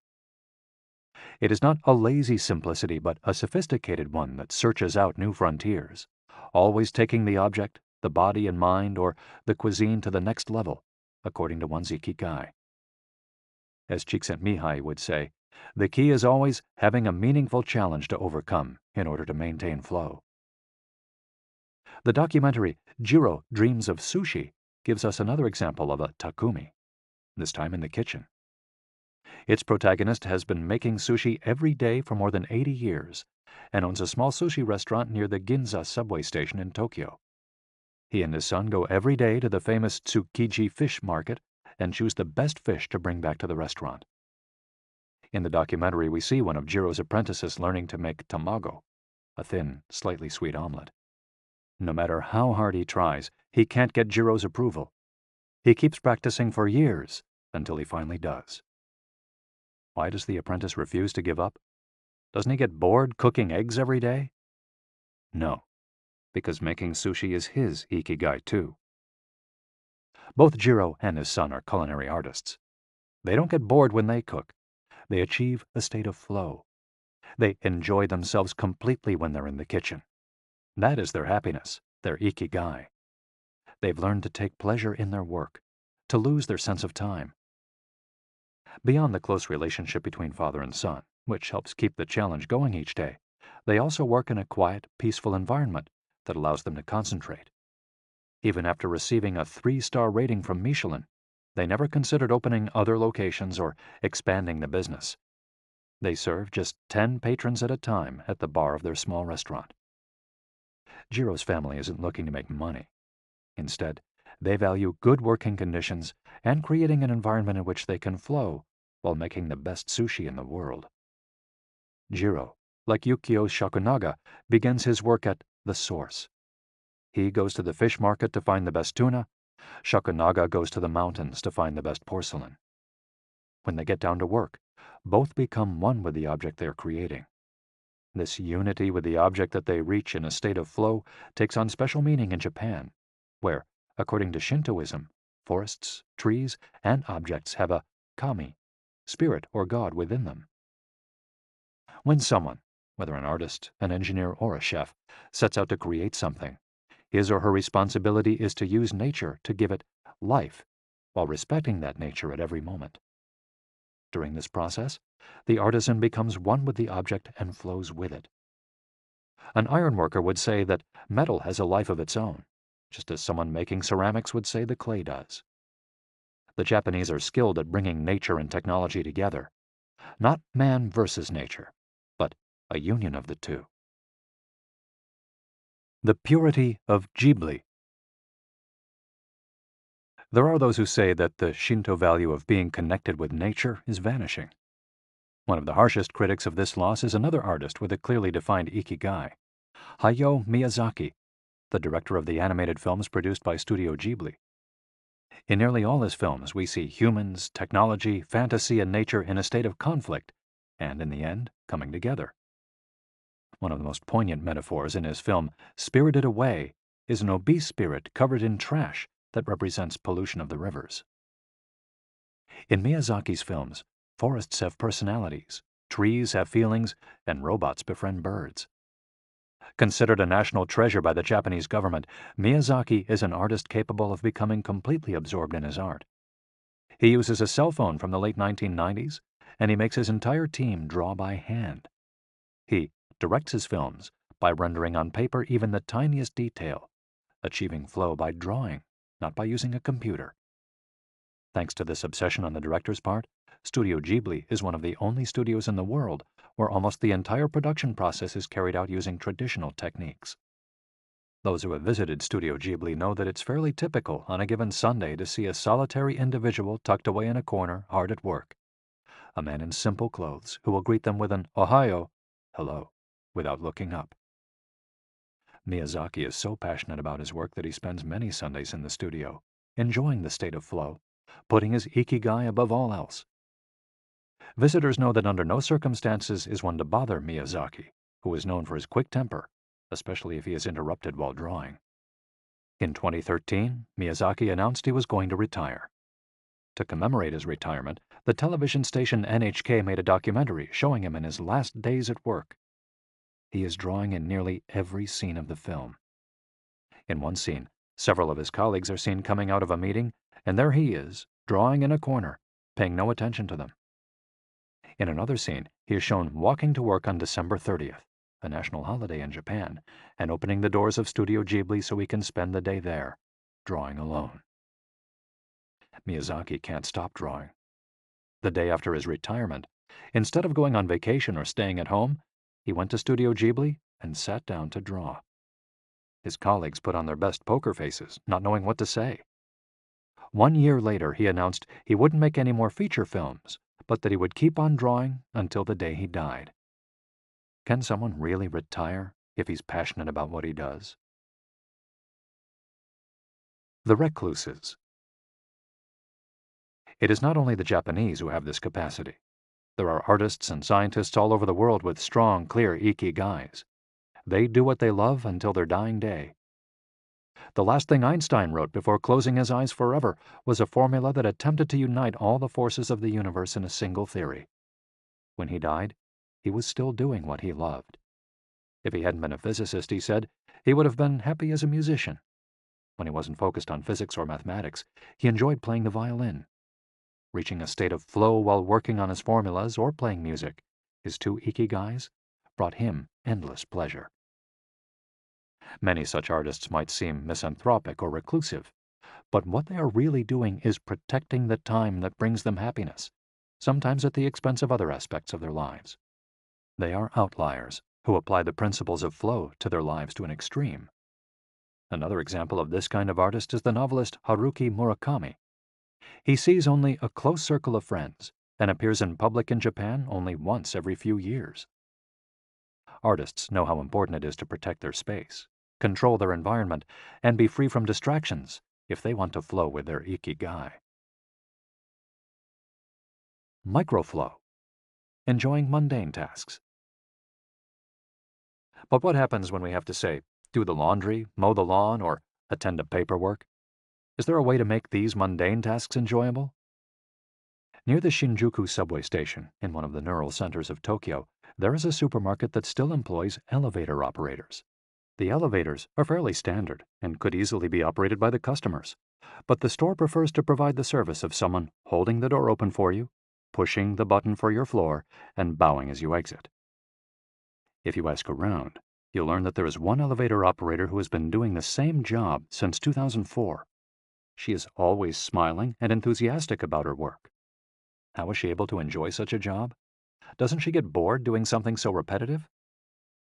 On closer inspection, it becomes clear that the elevator operator is not just pushing buttons, but is instead performing a whole sequence of movements. She begins by greeting the customers with a song-like salutation, followed by a bow and a welcoming wave of the hand. Then, she presses the elevator button with a graceful movement, as though she is a geisha offering a client a cup of tea. Csikszentmihalyi calls this microflow. We've all been bored in a class or at a conference and started doodling to keep ourselves entertained, or whistled while painting a wall. If we're not truly being challenged, we get bored and add a layer of complexity to amuse ourselves. Our ability to turn routine tasks into moments of microflow, into something we enjoy, is key to our being happy, since we all have to do such tasks. Even Bill Gates washes the dishes every night. He says he enjoys it, that it helps him relax and clear his mind, and that he tries to do it a little better each day, following an established order or set of rules he's made for himself. Plates first, forks second, and so on. It's one of his daily moments of microflow. Richard Feynman, one of the most important physicists of all time, also took pleasure in routine tasks. W. Daniel Hillis, one of the founders of the supercomputer manufacturer Thinking Machines, hired Feynman to work on the development of a computer that could handle parallel processing when he was already world famous. He says Feynman showed up on his first day of work and said, "Okay, boss, what's my assignment?" They didn't have anything prepared, so they asked him to work on a certain mathematical problem. He immediately realized they were giving him an irrelevant task to keep him busy and said, "That sounds like a bunch of baloney. Give me something real to do." So they sent him to a nearby shop to buy office supplies, and he completed his assignment with a smile on his face. When he didn't have something important to do or needed to rest his mind, Feynman dedicated himself to microflowing, say, painting the office walls. Weeks later, after visiting the Thinking Machines offices, a group of investors declared, "You have a Nobel laureate in there, painting walls and soldering circuits." Instant vacations. Getting there through meditation. Training the mind can get us to a place of flow more quickly. Meditation is one way to exercise our mental muscles. There are many types of meditation, but they all have the same objective: calming the mind, observing our thoughts and emotions, and centering our focus on a single object. The basic practice involves sitting with a straight back and focusing on your breath. Anyone can do it, and you feel a difference after just one session. By fixing your attention on the air moving in and out of your nose, you can slow the torrent of thoughts and clear your mental horizons. The Archer's Secret. The winner of the 1988 Olympic gold medal for archery was a 17-year-old woman from South Korea. When asked how she prepared, she replied that the most important part of her training was meditating for 2 hours each day. If we want to get better at reaching a state of flow, meditation is an excellent antidote to our smartphones and their notifications constantly clamoring for our attention. One of the most common mistakes among people starting to meditate is worrying about doing it right, achieving absolute mental silence or reaching nirvana. The most important thing is to focus on the journey. Since the mind is a constant swirl of thoughts, ideas, and emotions, slowing down the centrifuge, even for just a few seconds, can help us feel more rested and leave us with a sense of clarity. In fact, one of the things we learn in the practice of meditation is not to worry about anything that flits across our mental screen. The idea of killing our boss might flash into our mind, but we simply label it as a thought and let it pass like a cloud, without judging or rejecting it. It's only a thought, one of the 60,000 we have every day, according to some experts. Meditation generates alpha and theta brainwaves. For those experienced in meditation, these waves appear right away, while it might take half an hour for a beginner to experience them. These relaxing brainwaves are the ones that are activated right before we fall asleep, as we lie in the sun or right after taking a hot bath. We all carry a spa with us everywhere we go. It's just a matter of knowing how to get in, something anyone can do with a bit of practice. Humans as ritualistic beings. Life is inherently ritualistic. We could argue that humans naturally follow rituals that keep us busy. In some modern cultures, we've been forced out of our ritualistic lives to pursue goal after goal in order to be seen as successful. But throughout history, humans have always been busy. We were hunting, cooking, farming, exploring, and raising families, activities that were structured as rituals to keep us busy throughout our days. But in an unusual way, rituals still permeate daily life and business practices in modern Japan. The main religions in Japan, Confucianism, Buddhism, and Shintoism, are all ones in which the rituals are more important than absolute rules. When doing business in Japan, process, manners, and how you work on something is more important than the final results. Whether this is good or bad for the economy is beyond the scope of this audiobook. What is indisputable, though, is that finding flow in a ritualistic workplace is much easier than in one in which we are continually stressed out trying to achieve unclear goals set by our bosses. Rituals give us clear rules and objectives, which help us enter a state of flow. When we have only a big goal in front of us, we might feel lost or overwhelmed by it. Rituals help us by giving us the process, the sub-steps on the path to achieving a goal. When confronted with a big goal, try to break it down into parts, and then attack each part one by one. Focus on enjoying your daily rituals, using them as tools to enter a state of flow. Don't worry about the outcome. It will come naturally. Happiness is in the doing, not in the result. As a rule of thumb, remind yourself, rituals over goals. The happiest people are not the ones who achieve the most. They're the ones who spend more time than others in a state of flow. Using flow to find your Ikigai. After hearing this chapter, you should have a better idea of which activities in your life make you enter flow. Write all of them on a piece of paper. Then, ask yourself 3 questions. What do the activities that drive you to flow have in common? Why do these activities drive you to flow? For example, are all the activities you most like doing ones that you practice alone or with other people?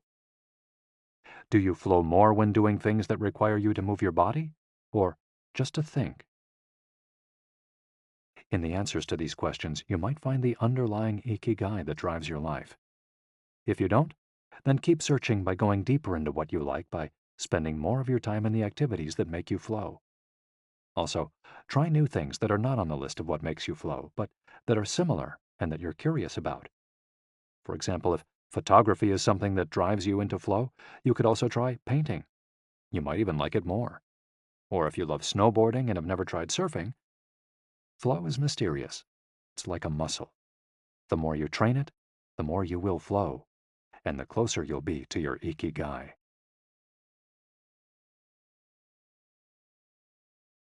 Chapter 5. Masters of Longevity. Words of wisdom from the longest living people in the world. When we started working on this audiobook, we didn't want to just research the factors that contribute to a long and happy life. We wanted to hear from the true masters of this art. The interviews we conducted in Okinawa merit their own chapter, but in the section that precedes it, we've provided an overview of the life philosophies of a few international champions of longevity. We're talking about super centenarians, people who live to 110 years of age or more. The term was coined in 1970 by Norris McWhirter, editor of the Guinness Book of World Records. Its use became more widespread in the 1990s after it appeared in William Strauss and Neil Howe's Generations.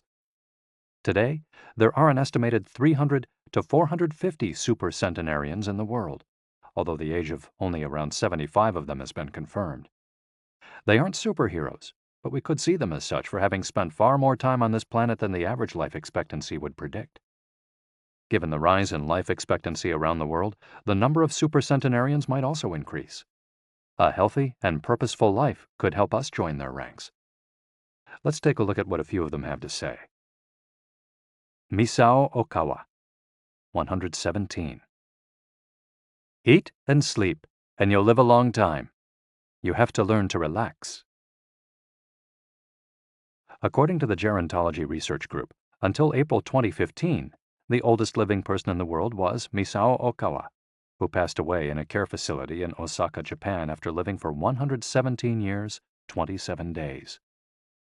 The daughter of a textile merchant, she was born in 1898, when Spain lost its colonies in Cuba and the Philippines, and the United States annexed Hawaii and launched Pepsi-Cola.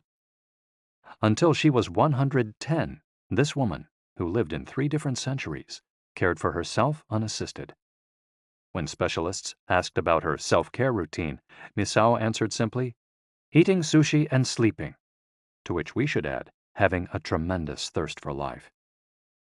When they inquired about her secret for longevity, she answered with a smile, I ask myself the same thing. Proof that Japan continues to be a factory of long life. In July of the same year, Sakari Momoi passed away at 112 years and 150 days old. At the time, he was the oldest man in the world, though he was younger than 57 women. Maria Capovilla, 116. I've never eaten meat in my life. Born in Ecuador in 1889, Maria Capovilla was recognized by Guinness as the world's oldest person. She died of pneumonia in 2006 at 116 years and 347 days old, leaving behind 3 children, 12 grandchildren, and 20 great and great-great-grandchildren. She gave one of her last interviews at age 107, sharing her memories and her thoughts. I'm happy, and I give thanks to God who keeps me going. I never thought I'd live so long. I thought I'd die long ago. My husband, Antonio Capovilla, was the captain of a ship. He passed away at 84. We had 2 daughters and a son, and now I have many grandchildren and great-grandchildren. Things were better back in the old days. People behaved better. We used to dance, but we were more restrained. There was this one song I loved dancing to, Maria, by Luis Alarcón. I still remember most of the words. I also remember many prayers and say them every day. I like the waltz, and can still dance it. I also still make crafts. I do some of the things I did when I was in school.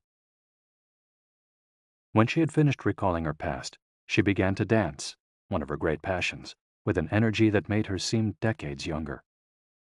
When asked about her secret for longevity, she responded simply, I don't know what the secret to long life is. The only thing I do is I've never eaten meat in my life. I attribute it to that. Jean Calment, 122. Everything's fine. Born in Arles, France, in February 1875, Jean Calment lived until August 4, 1997, making her, at 122, the oldest person of verified age in history. She jokingly said that she competed with Methuselah, and there is no question that she broke numerous records as she went on celebrating birthdays. She died of natural causes at the end of a happy life, during which she denied herself almost nothing. She rode a bicycle until she turned 100. She lived on her own until 110, when she agreed to move into a nursing home after accidentally starting a small fire in her apartment. She stopped smoking at 120 when her cataracts started making it hard for her to bring a cigarette to her lips.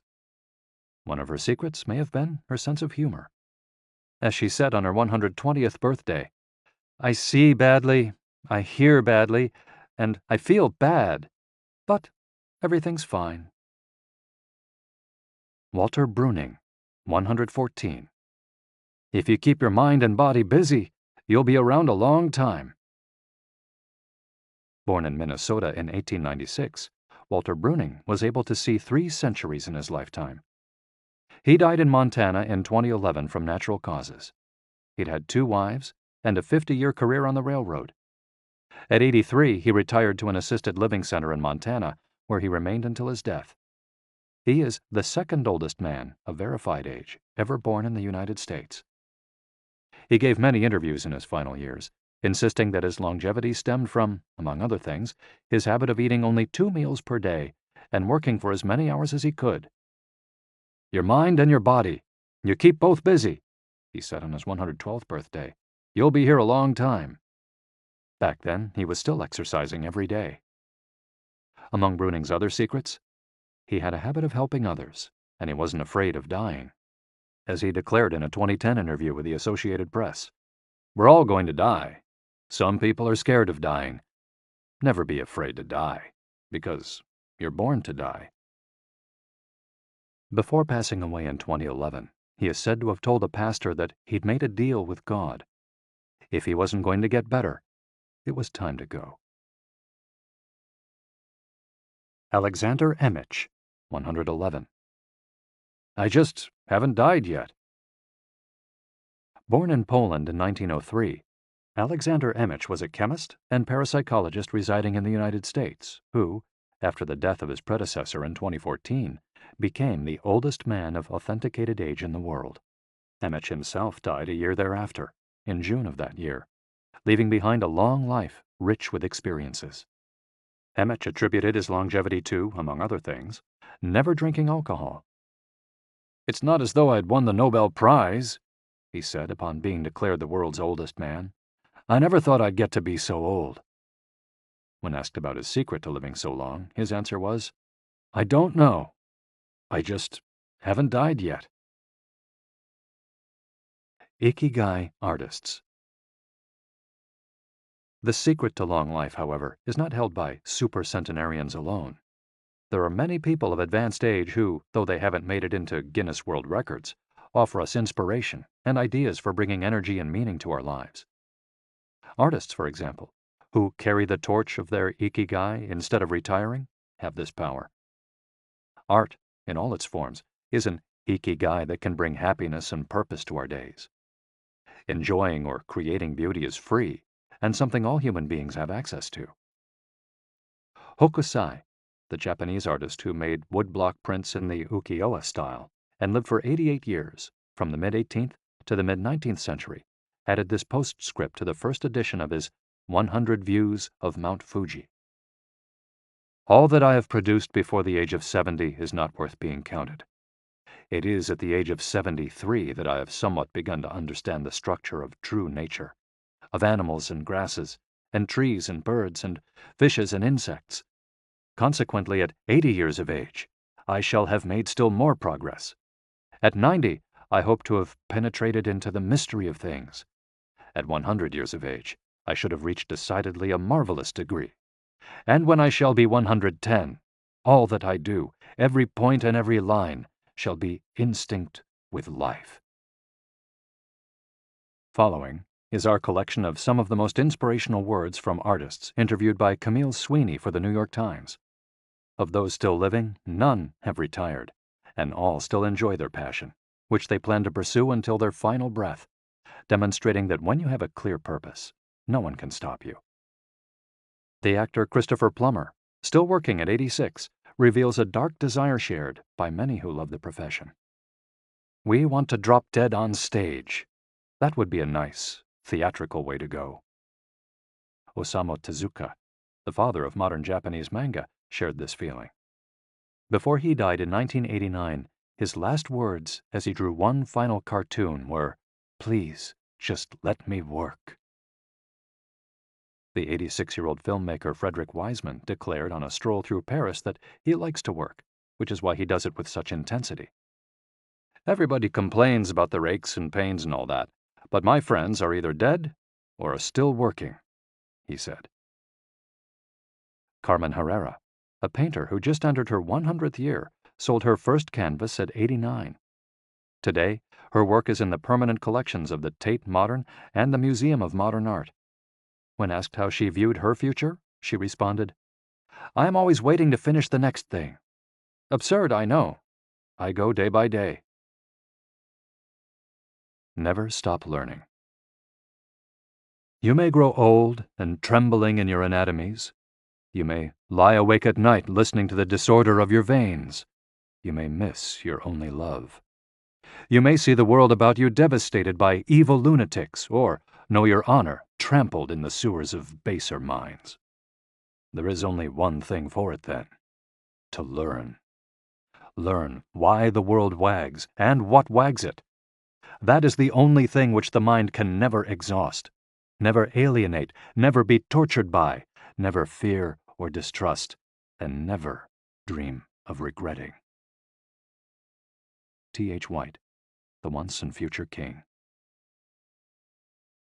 For his part, naturalist and author Edward O. Wilson asserted, "I feel I have enough experience to join those who are addressing big questions. About 10 years ago, when I began reading and thinking more broadly about the questions of what are we, where did we come from, and where are we going, I was astonished at how little this was being done." Ellsworth Kelly, an artist who passed away in 2015 at the age of 92, assured us that the idea that we lose our faculties with age is, in part, a myth, because instead we develop a greater clarity and capacity for observation. "It's one thing about getting older. You see more. Every day, I'm continuing to see new things. That's why there are new paintings. At age 86, the architect Frank Gehry reminds us that some buildings can take 7 years, from the time you're hired until you're finished, a fact that favors a patient attitude with regard to the passage of time. The man responsible for the Guggenheim Museum Bilbao, however, knows how to live in the here and now. You stay in your time. You don't go backward. I think if you relate to the time you're in, you keep your eyes and ears open, read the paper, see what's going on, stay curious about everything, you'll automatically be in your time. Longevity in Japan. Because of its robust civil registry, many of those verified as having lived the longest are found in the United States. However, there are many centenarians living in remote villages in other countries. A peaceful life in the countryside seems pretty common among people who have watched a century pass. Without question, the international superstar of longevity is Japan, which has the highest life expectancy of any country in the world. In addition to a healthy diet, which we will explore in detail, and an integrated healthcare system in which people go to the doctor for regular checkups to prevent disease, longevity in Japan is closely tied to its culture, as we'll see later on. The sense of community and the fact that Japanese people make an effort to stay active until the very end are key elements of their secret to long life. If you want to stay busy even when there's no need to work, there has to be an Ikigai on your horizon, a purpose that guides you throughout your life and pushes you to make things of beauty and utility for the community and yourself. Chapter 6. Lessons from Japan's Centenarians. Traditions and Proverbs for Happiness and Longevity. To get to Ogimi, we had to fly nearly 3 hours from Tokyo to Naha, the capital of Okinawa. Several months earlier, we'd contacted the town council of a place known as the Village of Longevity to explain the purpose of our trip and our intention to interview the oldest members of the community. After numerous conversations, we finally got the help we were looking for and were able to rent a house just outside the town. 1 year after starting this project, we found ourselves on the doorstep of some of the longest living people in the world. We realized right away that time seems to have stopped there, as though the entire town were living in an endless here and now. Arriving in Ogimi. After 2 hours on the road from Naha, we're finally able to stop worrying about the traffic. To our left are the sea and an empty stretch of beach. To our right, the mountainous jungle of Okinawa's Yanbaru forests. Once Route 58 passes Nago, where Orion beer, the pride of Okinawa, is made, it skirts the coast until it reaches Ogimi. Every now and then a few little houses and stores crop up in the narrow stretch of land between the road and the base of the mountain. We pass small clusters of houses scattered here and there as we enter the municipality of Ogimi, but the town doesn't really seem to have a center. Our GPS finally guides us to our destination, the Center for the Support and Promotion of Well-Being, housed in an unattractive cinder block building right off the highway. We go in through the back door, where a man named Taira is waiting for us. Beside him is a petite, cheerful woman who introduces herself as Yuki. 2 other women immediately get up from desks and show us to a conference room. They serve us each a cup of green tea and a few shikuwasa, a small citrus fruit that packs a big nutritional punch, as we'll see later on. Taira sits down across from us in his formal suit and opens up a large planner and a 3-ring binder. Yuki sits next to him.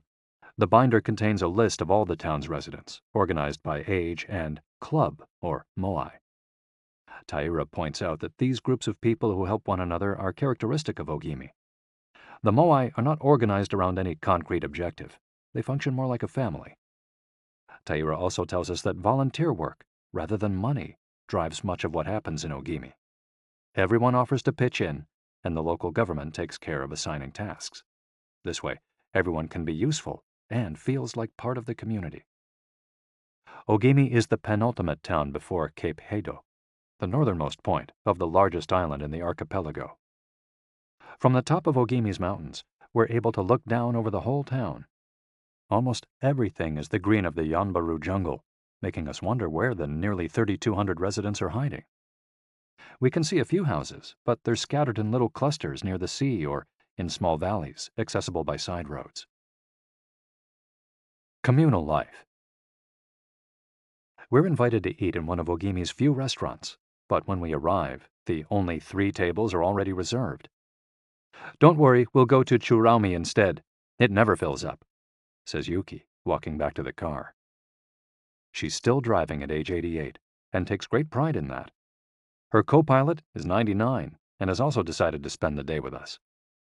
We have to drive fast to keep up with them on a highway that is sometimes more dirt than asphalt. Finally reaching the other end of the jungle, we can at last sit down to eat. "I don't really go to restaurants," Yuki says as we take our seats. "Almost everything I eat comes from my vegetable garden, and I buy my fish from Tanaka, who's been my friend forever." The restaurant is right by the sea and seems like something from the planet Tatooine from Star Wars. The menu boasts in large letters that it serves slow food, prepared with organic vegetables grown in the town. "But really," Yuki continues, "food is the least important thing." She is extroverted and rather pretty. She likes to talk about her role as the director of several associations run by the local government. "Food won't help you live longer," she says, bringing to her lips a bite of the diminutive confection that followed our meal. "The secret is smiling and having a good time." There are no bars and only a few restaurants in Ogimi, but those who live there enjoy a rich social life that revolves around community centers. The town is divided into 17 neighborhoods, and each one has a president and several people in charge of things like culture, festivals, social activities, and longevity. Residents pay close attention to this last category. We're invited to the community center of one of the 17 neighborhoods. It's an old building right next to one of the mountains of the Yanbaru jungle, home to Bunagaya, the town's iconic sprites. The Bunagaya spirits of the Yanbaru jungle. Bunagaya are magical creatures that inhabit the Yanbaru jungle near Ogimi and its surrounding towns. They manifest as children with long red hair and like to hide in the jungle's kajumaru, banyan trees, and go fishing on the beach. Many of Okinawa's stories and fables are about Bunagaya sprites. They're mischievous, playful, and unpredictable. Locals say that the Bunagaya love the mountains, rivers, sea, trees, earth, wind, and animals, and that if you want to befriend them, you have to show respect for nature. A birthday party. When we arrive at the neighborhood's community center, we're greeted by a group of about 20 people who proudly proclaim, "The youngest among us is 83. We conduct our interviews at a large table while drinking green tea. When we finish, we're brought to an event space where we celebrate the birthdays of 3 members of the group. One woman is turning 99, another 94, and one young man has just reached 89. We sing a few songs popular in the village and finish up with "Happy Birthday" in English. The woman turning 99 blows out the candles and thanks everyone for coming to her party. We eat homemade shikawase cake and end up dancing and celebrating as though it were the birthday of a 20-something. It's the first party, but not the last, that we'll attend during our week in the village. We'll also do karaoke with a group of seniors who sing better than we do, and attend a traditional festival with local bands, dancers, and food stands at the foot of a mountain. Celebrate each day together. Celebrations seem to be an essential part of life in Ogimi. We're invited to watch a game of gate ball, one of the most popular sports among Okinawa's older residents. It involves hitting a ball with a mallet-like stick. It's a low-impact sport that can be played anywhere, and it's a good excuse to move around and have fun as a group. The residents hold local competitions, and there is no age limit for participants. We participate in the weekly game and lose to a woman who recently turned 104. Everyone cheers, and the defeated look on our faces elicits laughter. In addition to playing and celebrating as a community, spirituality is also essential to the happiness of the village's residents. The gods of Okinawa. The main religion in Okinawa is known as Ryukyu Shinto. Ryukyu is the original name of the Okinawa archipelago, and Shinto means the path of the gods. Ryukyu Shinto combines elements of Chinese Taoism, Confucianism, Buddhism, and Shintoism with shamanistic and animistic elements. According to this ancient faith, the world is populated by an infinite number of spirits divided into several types: spirits of the home, of the forest, of the trees, and of the mountains. It's important to appease these spirits through rituals and festivals, and by consecrating sacred grounds. Okinawa is full of sacred jungles and forests, where many of the two main kinds of temples are found, the Utaki and the Uganju. We visited an Uganju, or small open-air temple, adorned with incense and coins, next to a waterfall in Ogimi. The Utaki is a collection of stones where people go to pray and where, supposedly, spirits gather. In Okinawa's religious practice, women are considered spiritually superior to men, whereas the opposite is true of traditional Shintoism in the rest of Japan. Yuta are women chosen as mediums by their communities to make contact with the spirit realm through traditional rites. Ancestor worship is another important feature of spiritual practice in Okinawa, and in Japan in general. The home of each generation's firstborn usually contains a butsudan, or small altar, used to pray for and make offerings to the family's ancestors. Mabui. Every person has an essence, or mabui. This mabui is our spirit and the source of our life force. It is immortal and makes us who we are. Sometimes the mabui of someone who has died is trapped in the body of a living person. This situation requires a separation ritual to free the mabui of the deceased. It often happens when a person dies suddenly, especially at a young age, and his or her mabui does not want to move on to the realm of the dead. A mabui can also be passed from person to person by physical contact. A grandmother who leaves her granddaughter a ring transfers a part of her mabui to her. Photographs can also be a medium for passing mabui among people. The older, the stronger. Looking back, our days in Ogimi were intense but relaxed, sort of like the lifestyle of the locals, who always seemed to be busy with important tasks, but who, upon closer inspection, did everything with a sense of calm.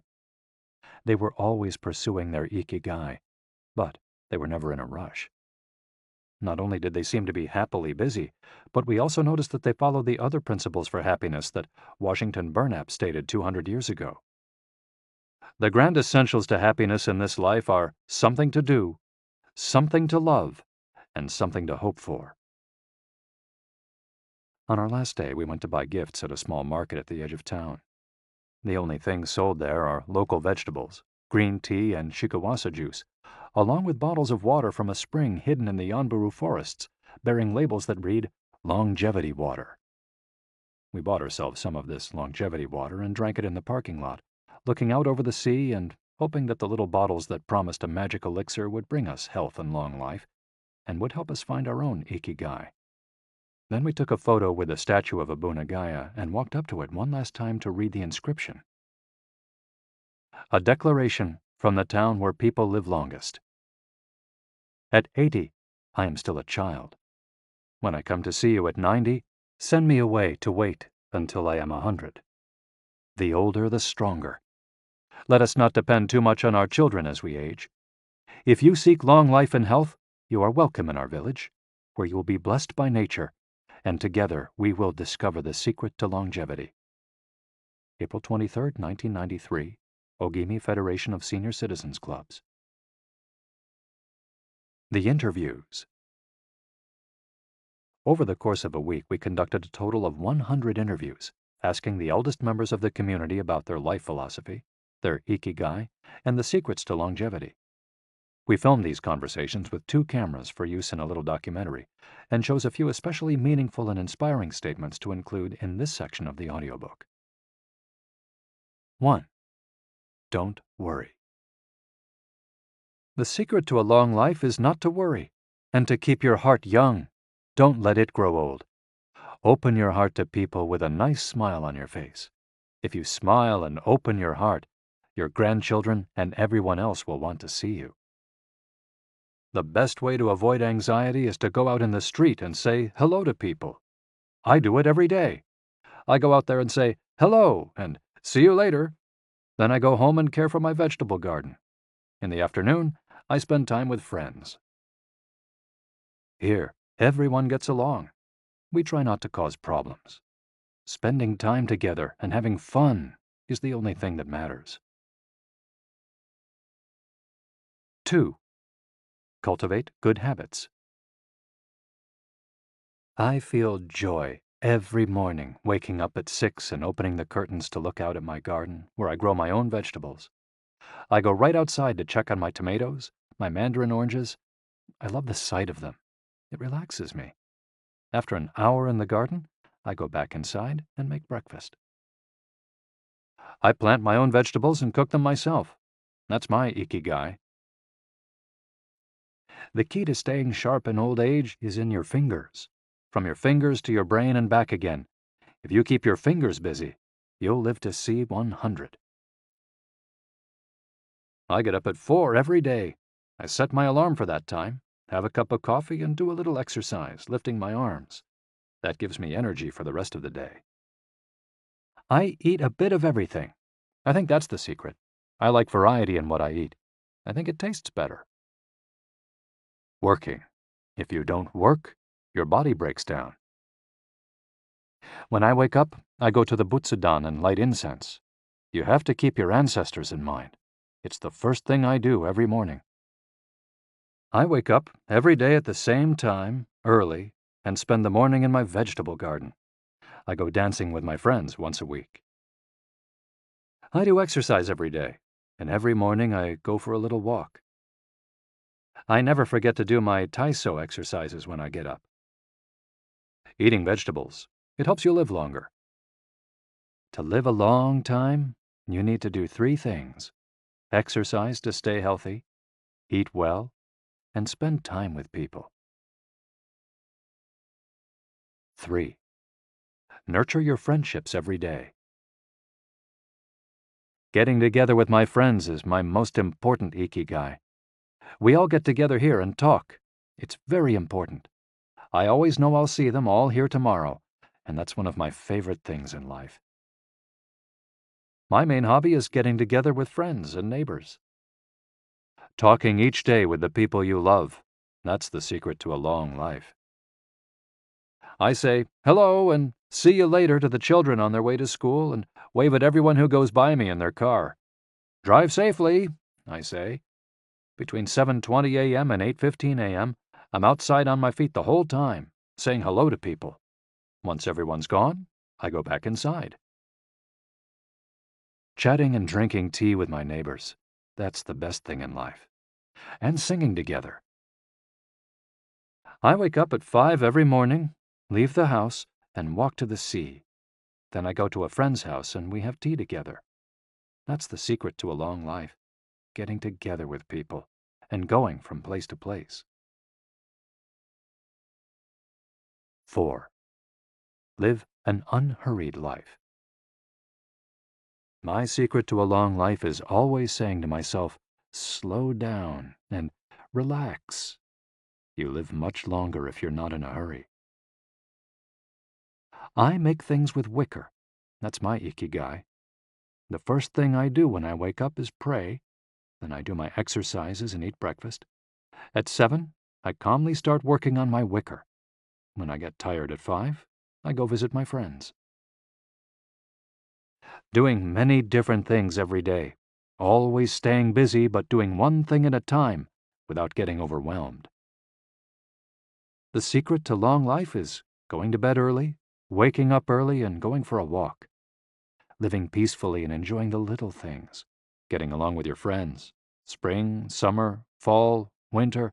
Enjoying each season happily. 5. Be optimistic. Every day I say to myself, today will be full of health and energy. Live it to the fullest. I'm 98, but consider myself young. I still have so much to do. Laugh. Laughter is the most important thing. I laugh wherever I go. I'm going to live to be 100. Of course I am. It's a huge motivation for me. Dancing and singing with your grandchildren is the best thing in life. I feel very fortunate to have been born here. I give thanks for it every day. The most important thing in Ogimi, in life, is to keep smiling. I do volunteer work to give back to the village a bit of what it has given to me. For example, I use my car to help friends get to the hospital. There's no secret to it. The trick is just to live.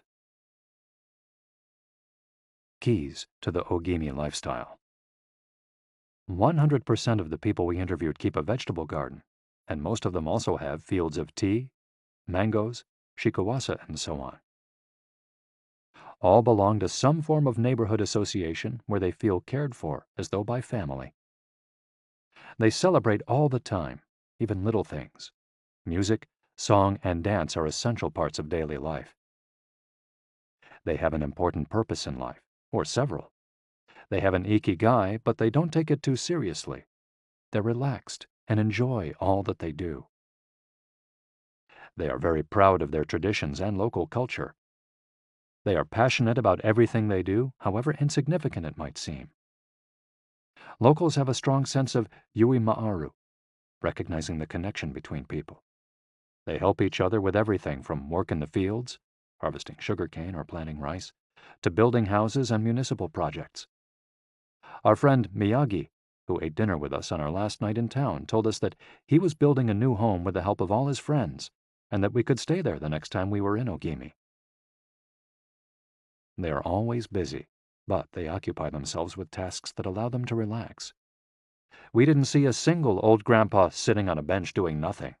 They're always coming and going to sing karaoke, visit with neighbors, or play a game of gateball. Chapter 7. The Ikigai Diet. What the world's longest living people eat and drink. According to the World Health Organization, Japan has the highest life expectancy in the world, 85 years for men and 87.3 years for women. Moreover, it has the highest ratio of centenarians in the world, more than 520 for every million people, as of September 2016. While life expectancy in Japan is high overall, Okinawa exceeds the national average. Okinawa is one of the areas in Japan that were most affected by World War II. As a result not only of conflicts on the battlefield, but also of hunger and a lack of resources once the war ended, the average life expectancy was not very high during the 1940s and 1950s. As Okinawans recovered from the destruction, however, they came to be some of the country's longest living citizens. What secrets to long life do the Japanese hold? What is it about Okinawa that makes it the best of the best in terms of life expectancy? Experts point out that, for one thing, Okinawa is the only province in Japan without trains. Its residents have to walk or cycle when not driving. It's also the only province that has managed to follow the Japanese government's recommendation of eating less than 10 grams of salt per day. Okinawa's Miracle Diet. The mortality rate from cardiovascular disease in Okinawa is the lowest in Japan, and diet almost certainly has a lot to do with this. It's no coincidence that the Okinawa diet is so often discussed around the world at panels on nutrition. The most concrete and widely cited data on diet in Okinawa came from studies by Makoto Suzuki, a cardiologist at the University of Ryukyus, who has published more than 700 scientific articles on nutrition and aging in Okinawa since 1970. Bradley J. Wilcox and D. Craig Wilcox joined Makoto Suzuki's research team and published a book considered the Bible on the subject, The Okinawa Program. They reached the following conclusions. Locals eat a wide variety of foods, especially vegetables. Variety seems to be key. A study of Okinawa's centenarians showed that they ate 206 different foods, including spices, on a regular basis. They ate an average of 18 different foods each day, a striking contrast to the nutritional poverty of our fast food culture. They eat at least 5 servings of fruits and vegetables every day. At least 7 types of fruits and vegetables are consumed by Okinawans on a daily basis. The easiest way to check if there's enough variety on your table is to make sure you're eating the rainbow. A table featuring red peppers, carrots, spinach, cauliflower, and eggplant, for example, offers great color and variety. Vegetables, potatoes, legumes, and soy products, such as tofu, are the staples of an Okinawan's diet. More than 30% of their daily calories come from vegetables. Grains are the foundation of their diet. Japanese people eat white rice every day, sometimes adding noodles, rice is the primary food in Okinawa as well. They rarely eat sugar. And if they do, it's cane sugar. We drove through several sugarcane fields every morning on our way to Ogimi, and even drank a glass of cane juice at Nakijin Castle. Beside the stall selling the juice was a sign describing the anti-carcinogenic benefits of sugarcane. In addition to these basic dietary principles, Okinawans eat fish an average of 3 times per week. Unlike in other parts of Japan, the most frequently consumed meat is pork, though locals eat it only once or twice per week. Along these lines, Makoto Suzuki's studies indicate the following. Okinawans consume, in general, 1/3 as much sugar as the rest of Japan's population, which means that sweets and chocolate are much less a part of their diet. They also eat practically half as much salt as the rest of Japan, 7 grams per day compared to an average of 12. They consume fewer calories, an average of 1,785 per day compared to 2,068 in the rest of Japan. In fact, low caloric intake is common among the 5 blue zones. Hara-hachi-bu. This brings us back to the 80% rule we mentioned in the first chapter, a concept known in Japanese as hara-hachi-bu. It's easy to do. When you notice you're almost full but could have a little more, just stop eating. One easy way to start applying the concept of hara-hachi-bu is to skip dessert, or to reduce portion size. The idea is to still be a little bit hungry when you finish. This is why portion size tends to be much smaller in Japan than in the West. Food isn't served as appetizers, main courses, and dessert. Instead, it's much more common to see everything presented at once on small plates. One with rice, another with vegetables, a bowl of miso soup, and something to snack on. Serving food on many small plates makes it easier to avoid eating too much and facilitates the varied diet discussed at the beginning of this chapter. Hara-hachi-bu is an ancient practice. The 12th century book on Zen Buddhism, Zazen Youjinki, recommends eating 2/3 as much as you might want to. Eating less than one might want is common among all Buddhist temples in the East. Perhaps Buddhism recognized the benefits of limiting caloric intake more than 9 centuries ago. So, eat less to live longer? Few would challenge this idea. Without taking it to the extreme of malnutrition, of course, eating fewer calories than our bodies ask for seems to increase longevity. The key to staying healthy while consuming fewer calories is eating foods with a high nutritional value, especially superfoods, and avoiding those that add to our overall caloric intake but offer little to no nutritional value. The calorie restriction we've been discussing is one of the most effective ways to add years to your life. If the body regularly consumes enough or too many calories, it gets lethargic and starts to wear down, expending significant energy on digestion alone. Another benefit of calorie restriction is that it reduces levels of IGF-1, insulin-like growth factor 1, in the body. IGF-1 is a protein that plays a significant role in the aging process. It seems that one of the reasons humans and animals age is an excess of this protein in their blood.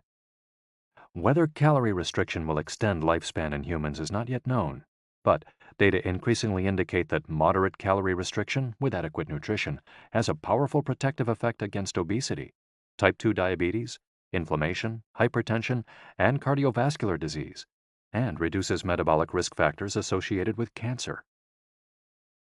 An alternative to following the 80% rule on a daily basis is to fast for 1 or 2 days each week. The 5-2, or fasting diet, recommends 2 days of fasting, consuming fewer than 500 calories every week, and eating normally on the other 5 days. Among its many benefits, fasting helps cleanse the digestive system and allows it to rest. 15 natural antioxidants found in the Okinawan diet. Antioxidants are molecules that slow down the oxidation process in cells, neutralizing the free radicals that cause damage and accelerate aging. The antioxidant power of green tea, for example, is well known and will be discussed later at greater length. Because they are rich in antioxidants and are eaten nearly every day in the region, these 15 foods are considered keys to Okinawan vitality. Tofu, miso, tuna, carrots, goya, a bitter melon, kombu, sea kelp, cabbage, nori, seaweed, onion, soy sprouts, hechima, a cucumber-like gourd, soybeans, boiled or raw, sweet potato, peppers, and sanpin cha, jasmine tea. Sanpin cha, the reigning infusion in Okinawa. Okinawans drink more sanpin cha, a mix of green tea and jasmine flowers, than any other kind of tea. The closest approximation in the West would be the jasmine tea that usually comes from China. A 1988 study conducted by Hiroko Sho at the Okinawa Institute of Science and Technology indicates that jasmine tea reduces blood cholesterol levels. Sanpin cha can be found in many different forms in Okinawa and is even available in vending machines. In addition to all the antioxidant benefits of green tea, it boasts the benefits of jasmine, which include reducing the risk of heart attack, strengthening the immune system, helping relieve stress, lowering cholesterol. Okinawans drink an average of 3 cups of sanpin cha every day.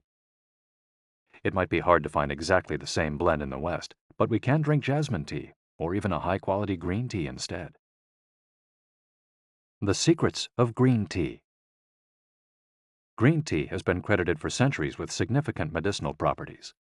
Recent studies have confirmed its many benefits and have attested to the importance of this ancient plant in the longevity of those who drink it often. Originally from China, where it's been consumed for millennia, green tea didn't make its way to the rest of the world until just a few centuries ago. Unlike other teas, and as a result of being air-dried without fermentation, it retains its active elements even after being dried and crumbled. It offers meaningful health benefits such as controlling cholesterol, lowering blood sugar levels, improving circulation, protection against the flu, vitamin C, promoting bone health, fluoride, protection against certain bacterial infections, protection against UV damage, cleansing, and diuretic effects. White tea, with its high concentration of polyphenols, may be even more effective against aging. In fact, it's considered to be the natural product with the greatest antioxidant power in the world, to the extent that 1 cup of white tea might pack the same punch as a dozen glasses of orange juice. In summary, drinking green or white tea every day can help us reduce the free radicals in our bodies, keeping us young longer. The powerful shikuwasa. Shikuwasa is the citrus fruit par excellence of Okinawa, and Ogimi is its largest producer in all of Japan. The fruit is extremely acidic. It's impossible to drink shikuwasa juice without diluting it first with water. Its taste is somewhere between that of a lime and a mandarin orange, to which it bears a family resemblance. Shikuwasas also contain high levels of nobiletin, a flavonoid rich in antioxidants. All citrus fruits, grapefruits, oranges, lemons, are high in nobiletin, but Okinawa's shikuwasas have 40 times as much as oranges. Consuming nobiletin has been proven to protect us from arteriosclerosis, cancer, type 2 diabetes, and obesity in general. Shikuwasas also contain vitamins C and B, beta-carotene, and minerals. They're used in many traditional dishes and to add flavor to food, and are squeezed to make juice. While conducting research at the birthday parties of the town's grandparents, we were served shikuwasa cake. The antioxidant canon for Westerners. In 2010, the UK's Daily Mirror published a list of foods recommended by experts to combat aging. Among these foods readily available in the West are vegetables, such as broccoli and chard, for their high concentration of water, minerals, and fiber. Oily fish, such as salmon, mackerel, tuna, and sardines, for all the antioxidants in their fat. Fruits, such as citrus, strawberries, and apricots. They're an excellent source of vitamins and help eliminate toxins from the body. Berries, such as blueberries and goji berries. They're rich in phytochemical antioxidants. Dried fruits, which contain vitamins and antioxidants and give you energy. Grains, such as oats and wheat, which give you energy and contain minerals. Olive oil, for its antioxidant effects that show in your skin. Red wine, in moderation, for its antioxidant and vasodilatory properties. Foods that should be eliminated are refined sugar and grains, processed baked goods, and prepared foods, along with cow's milk and all its derivatives. Following this diet will help you feel younger and slow the process of premature aging. Chapter 8. Gentle Movements, Longer Life. Exercises from the East that promote health and longevity.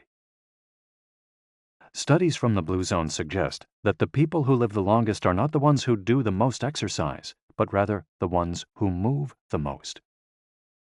When we visited Ogimi, the village of longevity, we discovered that even people over 80 and 90 years old are still highly active. They don't stay at home looking out the window or reading the newspaper. Ogimi's residents walk a lot, do karaoke with their neighbors, get up early in the morning, and as soon as they've had breakfast, or even before, head outside to weed their gardens. They don't go to the gym or exercise intensely, but they almost never stop moving in the course of their daily routines. As easy as getting out of your chair. Metabolism slows down 90% after 30 minutes of sitting. The enzymes that move the bad fat from your arteries to your muscles, where it can get burned off, slow down. And after 2 hours, good cholesterol drops 20%. Just getting up for 5 minutes is going to get things going again. These things are so simple they're almost stupid, says Gavin Bradley in a 2015 interview with Bridget Schulte for The Washington Post. Bradley is one of the preeminent experts on the subject, and the director of an international organization dedicated to building awareness of how detrimental sitting all the time can be to our health. If we live in a city, we might find it hard to move in natural and healthy ways every day, but we can turn to exercises that have proven for centuries to be good for the body. The Eastern disciplines for bringing body, mind, and soul into balance have become quite popular in the West, but in their countries of origin, they've been used for ages to promote health. Yoga, originally from India, though very popular in Japan, and China's Qigong and Tai Chi, among other disciplines, seek to create harmony between a person's body and mind so they can face the world with strength, joy, and serenity. They're touted as elixirs of youth, and science has endorsed the claim. These gentle exercises offer extraordinary health benefits and are particularly appropriate for older individuals who have a harder time staying fit. Tai Chi has been shown, among other things, to slow the development of osteoporosis and Parkinson's disease, to increase circulation, and to improve muscle tone and flexibility. Its emotional benefits are just as important. It's a great shield against stress and depression. You don't need to go to the gym for an hour every day or run marathons. As Japanese centenarians show us, all you need is to add movement to your day. Practicing any of these Eastern disciplines on a regular basis is a great way to do so. An added benefit is that they all have well-defined steps, and as we heard in Chapter 4, disciplines with clear rules are good for flow. If you don't like any of these disciplines, feel free to choose a practice that you love and that makes you move. Following, we'll take a look at some of the practices that promote health and longevity. But first, a little appetizer, a singularly Japanese exercise for starting your day. Radio Taiso. This morning warm-up has been around since before World War II. The radio part of its name is from when the instructions for each exercise were transmitted over the radio, but today people usually do these movements while tuned to a television channel or internet video demonstrating the steps. One of the main purposes of doing radio Taiso is to promote a spirit of unity among participants. The exercises are always done in groups, usually in schools before the start of classes, and in businesses before the workday begins. Statistics show that 30% of Japanese practice radio Taiso for a few minutes every morning. But radio Taiso is one thing that almost everyone we interviewed in Ogimi had in common. Even the residents of the nursing home we visited dedicated at least 5 minutes every day to doing it, though some did the exercises from their wheelchairs. We joined them on their daily practice, and we felt refreshed for the rest of the day. When these exercises are done in a group, it's usually on a sports field or in a large reception hall, and typically involves some kind of loudspeaker. The exercises take 5 or 10 minutes, depending on whether you do all or only some of them. They focus on dynamic stretching and increasing joint mobility. One of the most iconic radio Taiso exercises consists of simply raising your arms above your head and then bringing them down in a circular motion. It's a tool to wake up the body, an easy mobility workout that is low in intensity and that focuses on exercising as many joints as possible. It might seem basic, but in our modern lives, we can spend days without raising our arms above our ears. Think about it. Our arms are down when using computers, when using smartphones, when reading books. One of the few times we raise our hands over our heads is when reaching for something in a cupboard or closet, while our ancestors were raising their hands over their heads all the time when gathering things from trees. Radio Taiso helps us to practice all the basic movements of the body. Yoga. Popular in Japan as well as in the West, yoga can be done by almost anyone. Some of its poses have even been adapted for pregnant women and practitioners with physical disabilities. Yoga comes from India, where it was developed millennia ago to unite our mental and physical elements. The word yoga itself comes from the Sanskrit term for yoke, which refers to the crosspiece that binds draft animals to one another and to the cart they're pulling. Yoga strives to unite body and mind in the same way, guiding us toward a healthy lifestyle in harmony with the world around us. The main objectives of yoga are to bring us closer to our human nature, mental and physical purification, to bring us closer to the divine. Styles of yoga.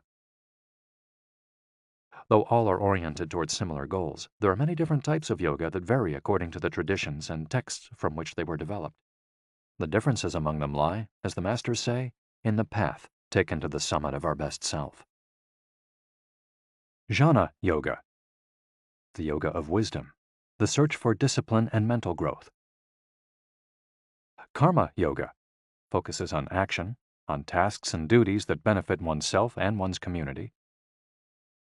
Bhakti Yoga, the yoga of devotion and surrender to the divine. Mantra Yoga focuses on the recitation of mantras to reach a state of relaxation. Kundalini Yoga combines diverse steps to reach the desired mental state. Raja Yoga, also known as the royal path, encompasses a range of steps geared toward achieving communion with oneself and others. Hatha Yoga, the most widespread form in the West and Japan, characterized by asanas, or poses, combined in a quest for balance. How to do a sun salutation. The sun salutation is one of the most iconic exercises in Hatha Yoga. To do it, you simply have to follow these 12 basic movements. 1.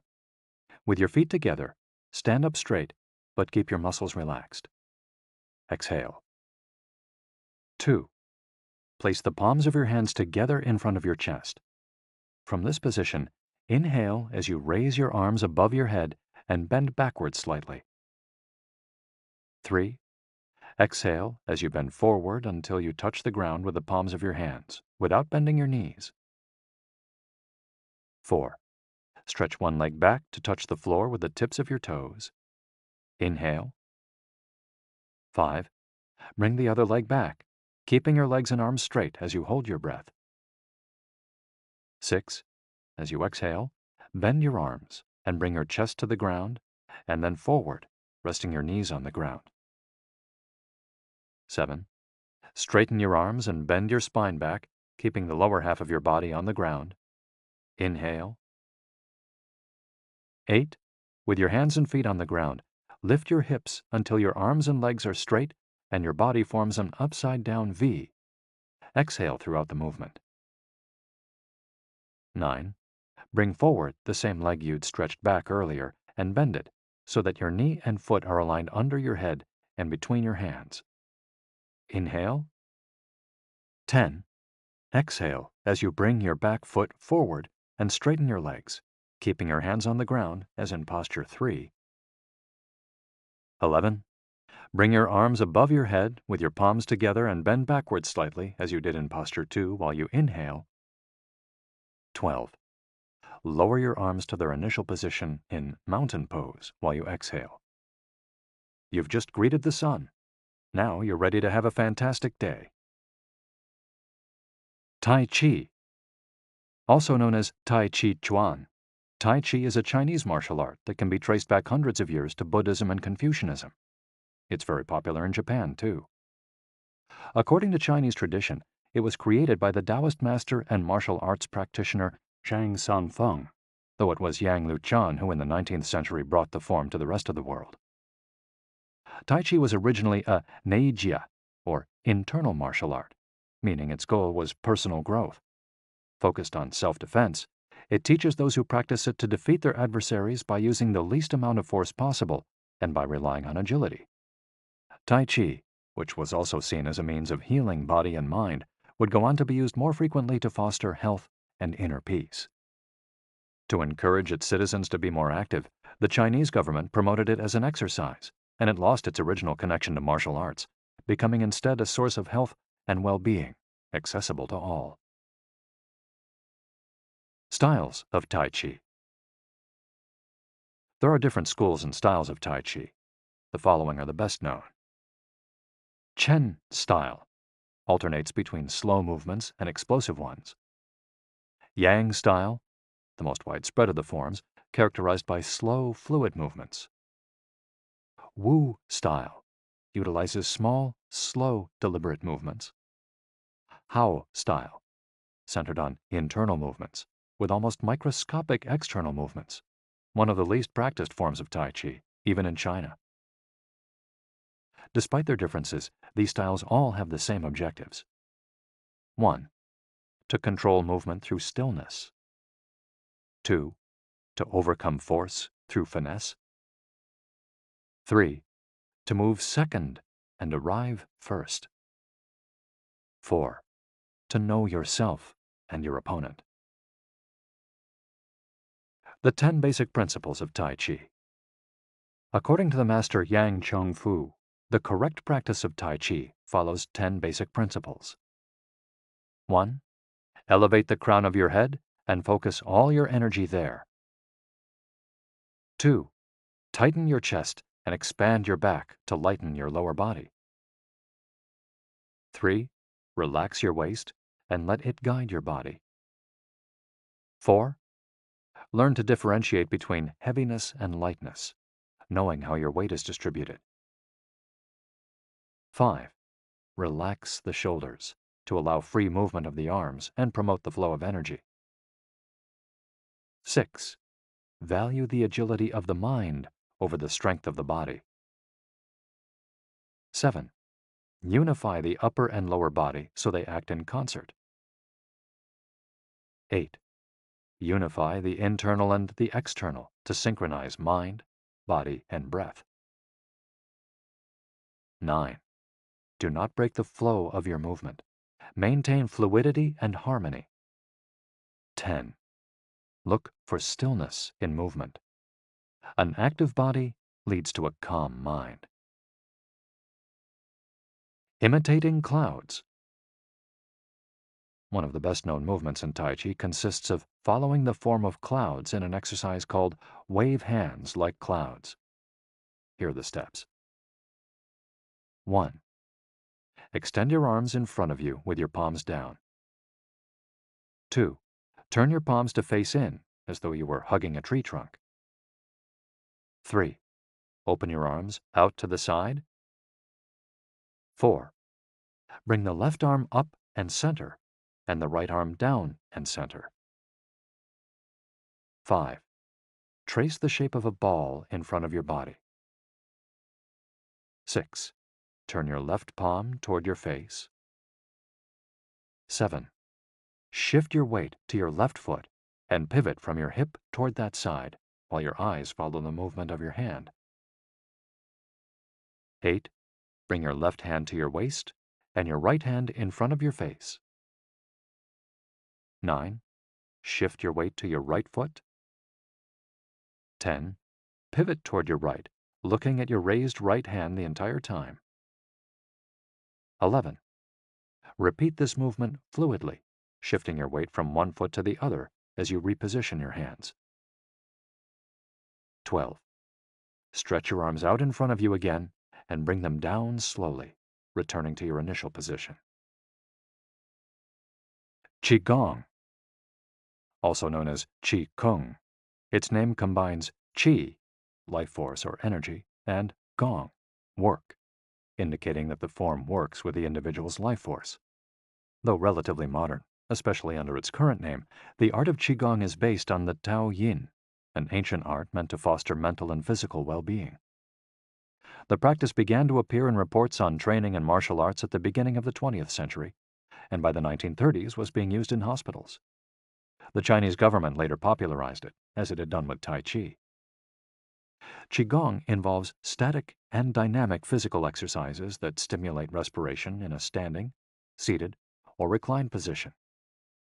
There are many different styles of Qigong, but all of them seek to strengthen and regenerate Qi. Though its movements are typically gentle, the practice is intense. Benefits of Qigong. According to numerous international scientific studies, Qigong, like Tai Chi and yoga, offers significant health benefits. The following stand out among those proven through scientific research, as observed by Dr. Kenneth M. Sancer of San Francisco's Qigong Institute in his article, Medicinal Applications of Qigong. Modification of brainwaves. Improved balance of sex hormones. Lower mortality rate from heart attacks. Lower blood pressure in patients with hypertension. Greater bone density. Better circulation. Deceleration of symptoms associated with senility. Greater balance and efficiency of bodily functions. Increased blood flow to the brain and greater mind-body connection. Improved cardiac function.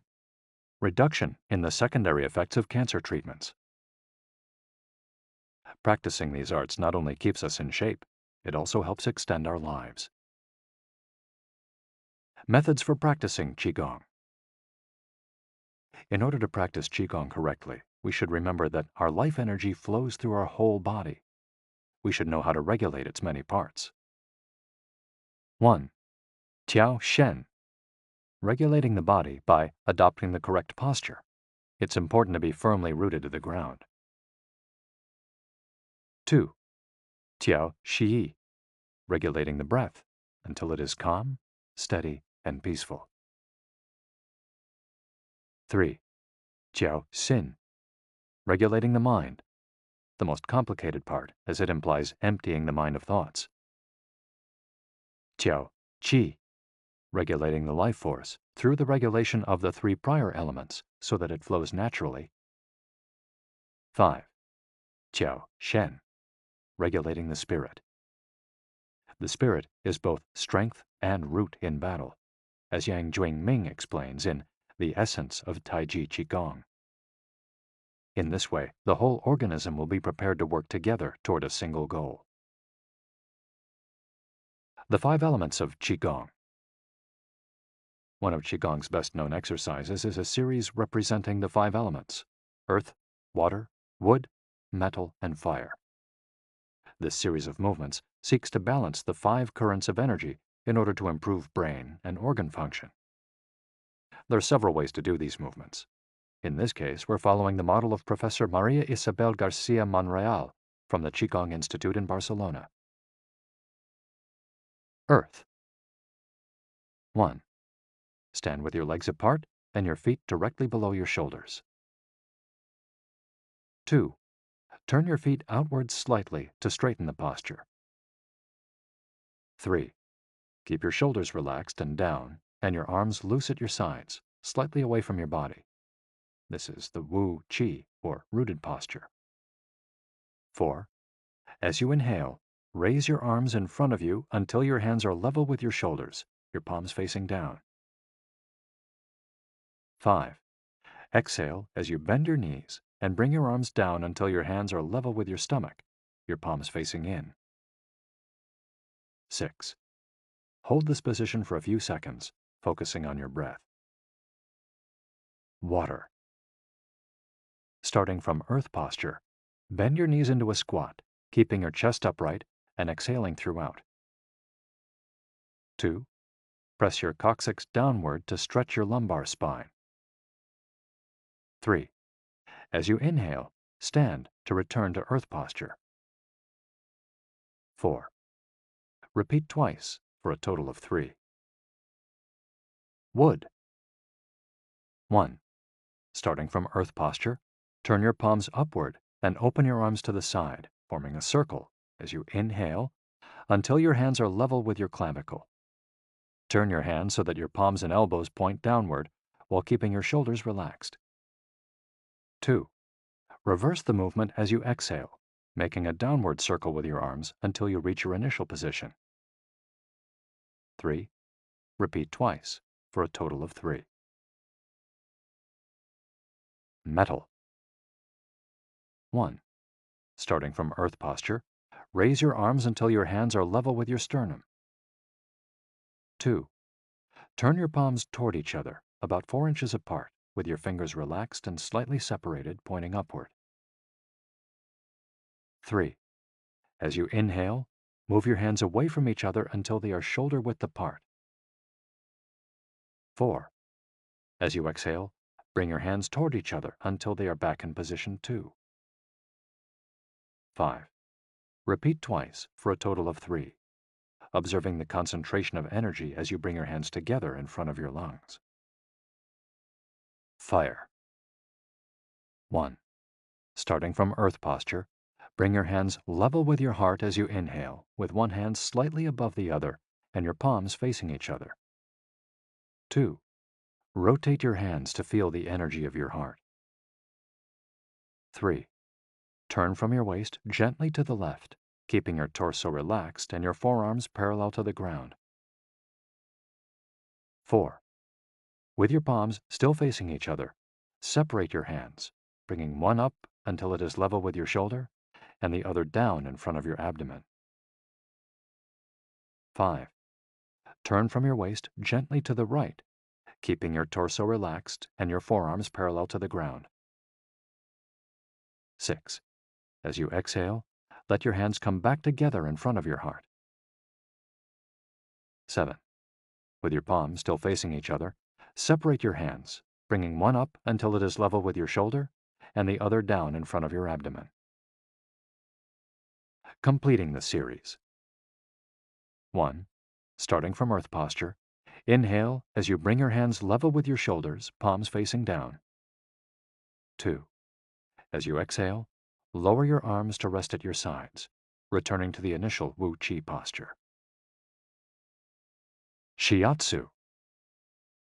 Created in Japan in the early 20th century, principally for the treatment of arthritis, shiatsu also works on energy flow through the application of pressure with the thumbs and the palms of the hands. In combination with stretching and breathing exercises, it seeks to create equilibrium among the different elements of the body. The following quote is about the Dao Yin, a general term referring to the ancient arts meant to foster mental and physical well-being.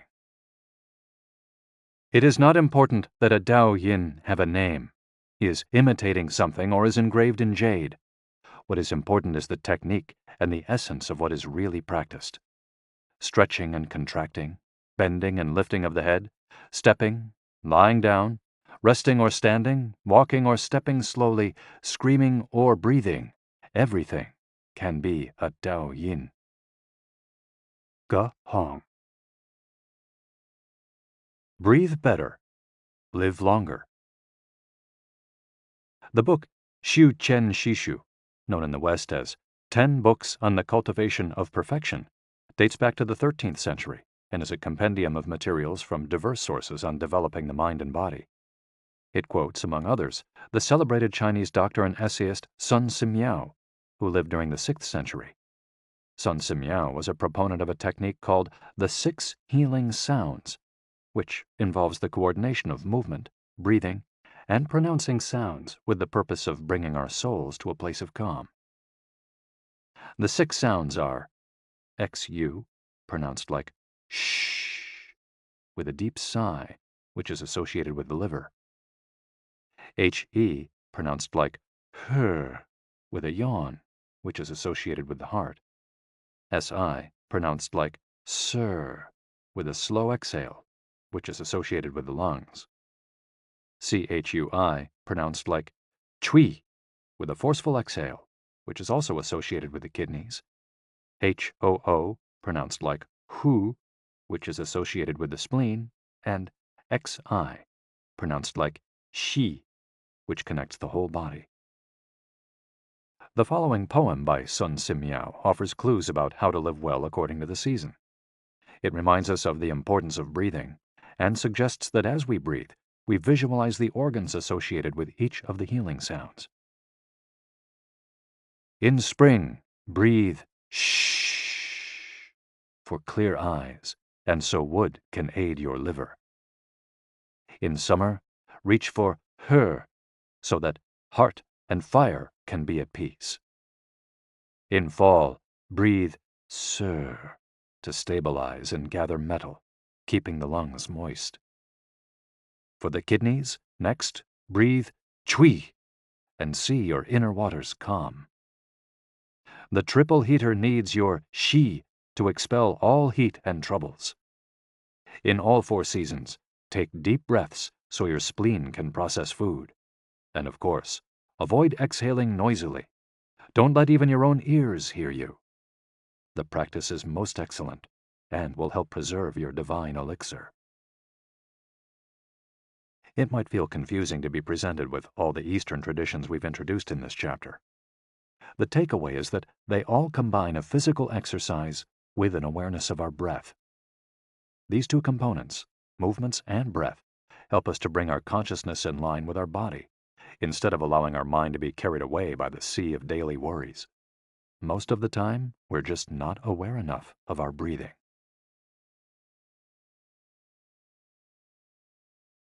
Chapter 9. Resilience and Wabi-Sabi. How to face life's challenges without letting stress and worry age you. What is resilience? One thing that everyone with a clearly defined Ikigai has in common is that they pursue their passion no matter what. They never give up, even when the cards seem stacked against them or they face one hurdle after another. We're talking about resilience, a concept that's become influential among psychologists. But resilience isn't just the ability to persevere. As we'll hear in this chapter, it's also an outlook we can cultivate to stay focused on the important things in life, rather than what is most urgent, and keep ourselves from being carried away by negative emotions. In the final section of the chapter, we'll explore techniques that go beyond resilience to cultivate anti-fragility. Sooner or later, we all have to face difficult moments, and the way we do this can make a huge difference to our quality of life. Proper training for our mind, body, and emotional resilience is essential for confronting life's ups and downs. Nana Korobia Oki. Fall 7 times, rise 8. Japanese proverb.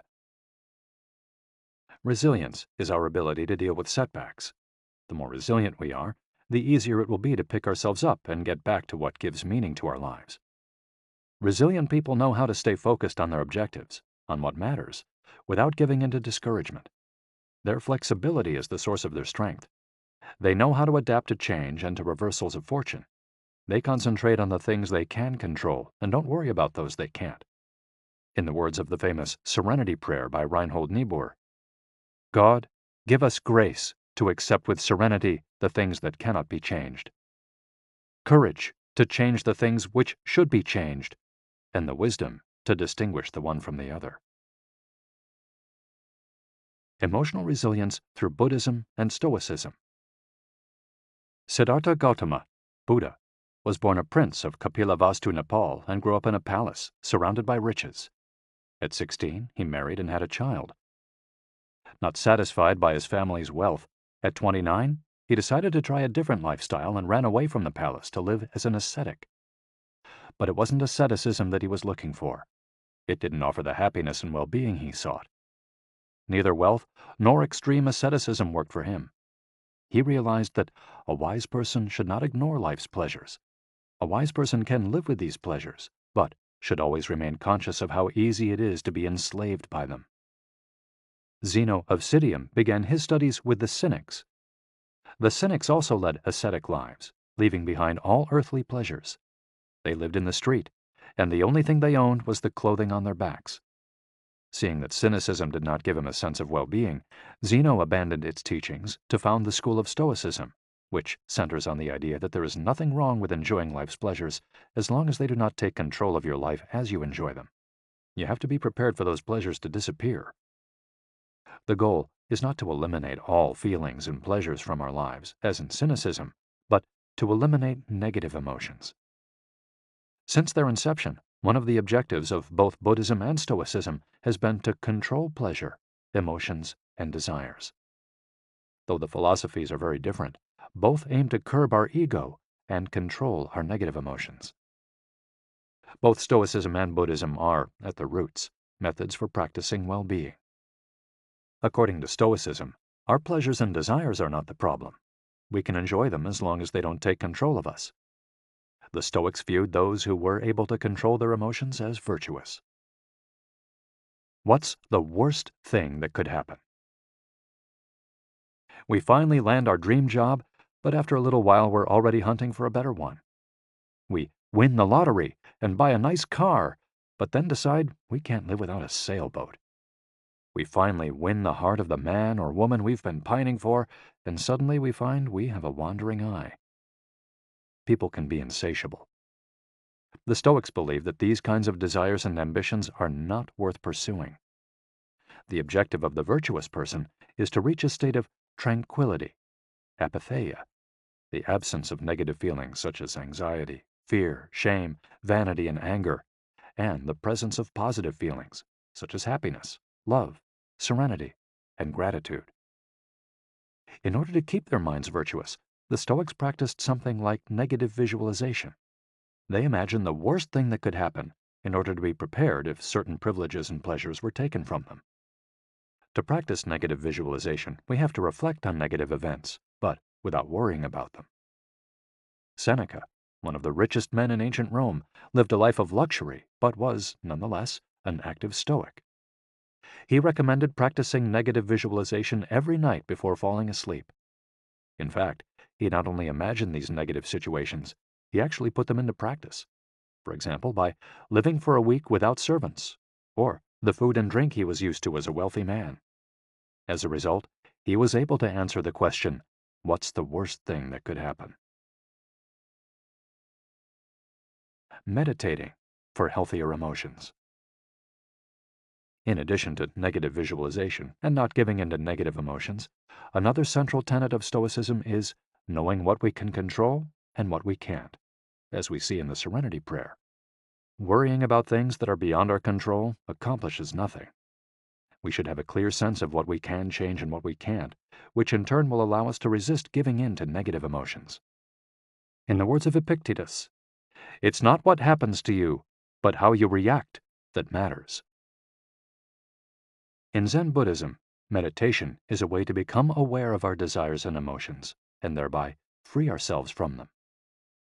It's not simply a question of keeping the mind free of thoughts, but instead involves observing our thoughts and emotions as they appear, without getting carried away by them.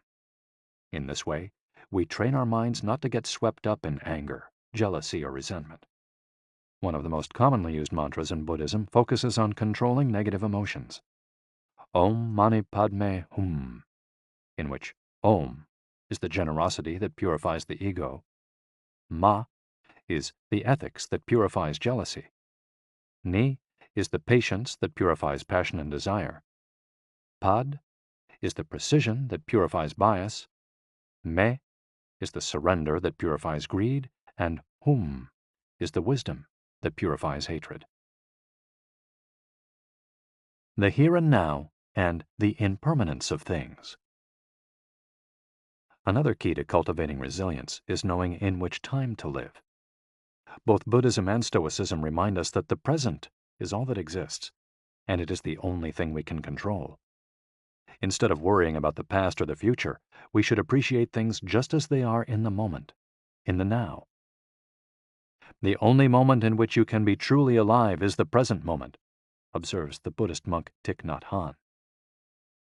In addition to living in the here and now, the Stoics recommend reflecting on the impermanence of the things around us. The Roman Emperor Marcus Aurelius said that the things we love are like the leaves of a tree. They can fall at any moment with a gust of wind. He also said that changes in the world around us are not accidental, but rather form part of the essence of the universe, a rather Buddhist notion, in fact. We should never forget that everything we have and all the people we love will disappear at some point. This is something we should keep in mind, but without giving in to pessimism. Being aware of the impermanence of things does not have to make us sad. It should help us love the present moment and those who surround us. All things human are short-lived and perishable, Seneca tells us. The temporary, ephemeral, and impermanent nature of the world is central to every Buddhist discipline. Keeping this always in mind helps us avoid excessive pain in times of loss. Wabi-sabi and Ichigo-ichie. Wabi-sabi is a Japanese concept that shows us the beauty of the fleeting, changeable, and imperfect nature of the world around us. Instead of searching for beauty in perfection, we should look for it in things that are flawed, incomplete. This is why the Japanese place such value, for example, on an irregular or cracked teacup. Only things that are imperfect, incomplete, and ephemeral can truly be beautiful, because only those things resemble the natural world. A complementary Japanese concept is that of Ichigo-ichie, which could be translated as, "This moment exists only now and won't come again." It's heard most often in social gatherings as a reminder that each encounter, whether with friends, family, or strangers, is unique and will never be repeated, meaning that we should enjoy the moment and not lose ourselves in worries about the past or the future. The concept is commonly used in tea ceremonies, Zen meditation, and Japanese martial arts, all of which place emphasis on being present in the moment. In the West, we've grown accustomed to the permanence of the stone buildings and cathedrals of Europe, which sometimes gives us the sense that nothing changes, making us forget about the passage of time. Greco-Roman architecture adores symmetry, sharp lines, imposing facades, and buildings and statues of the gods that outlast the centuries. Japanese architecture, on the other hand, doesn't try to be imposing or perfect, because it is built in the spirit of wabi-sabi. The tradition of making structures out of wood presupposes their impermanence and the need for future generations to rebuild them. Japanese culture accepts the fleeting nature of the human being and everything we create. The grand shrine of Ise, for example, has been rebuilt every 20 years for centuries. The most important thing is not to keep the building standing for generations, but to preserve customs and traditions, things that can withstand the passage of time better than structures made by human hands. The key is to accept that there are certain things over which we have no control, like the passage of time and the ephemeral nature of the world around us. Ichigo-ichie teaches us to focus on the present and enjoy each moment that life brings us. This is why it's so important to find and pursue our Ikigai. Wabi-sabi teaches us to appreciate the beauty of imperfection as an opportunity for growth. Beyond resilience, anti-fragility. As the legend goes, the first time Hercules faced the Hydra, he despaired when he discovered that cutting off one of its heads meant that two would grow back in its place. He would never be able to kill the beast if it got stronger with every wound. As Nassim Nicholas Taleb explains in Anti-Fragile, Things That Gain from Disorder, we use the word fragile to describe people, things, and organizations that are weakened when harmed, and the words robust and resilient for things that are able to withstand harm without weakening. But we don't have a word for things that get stronger when harmed, up to a point. To refer to the kind of power possessed by the Hydra of Lerna, to talk about things that get stronger when they are harmed, Taleb proposed the term anti-fragile.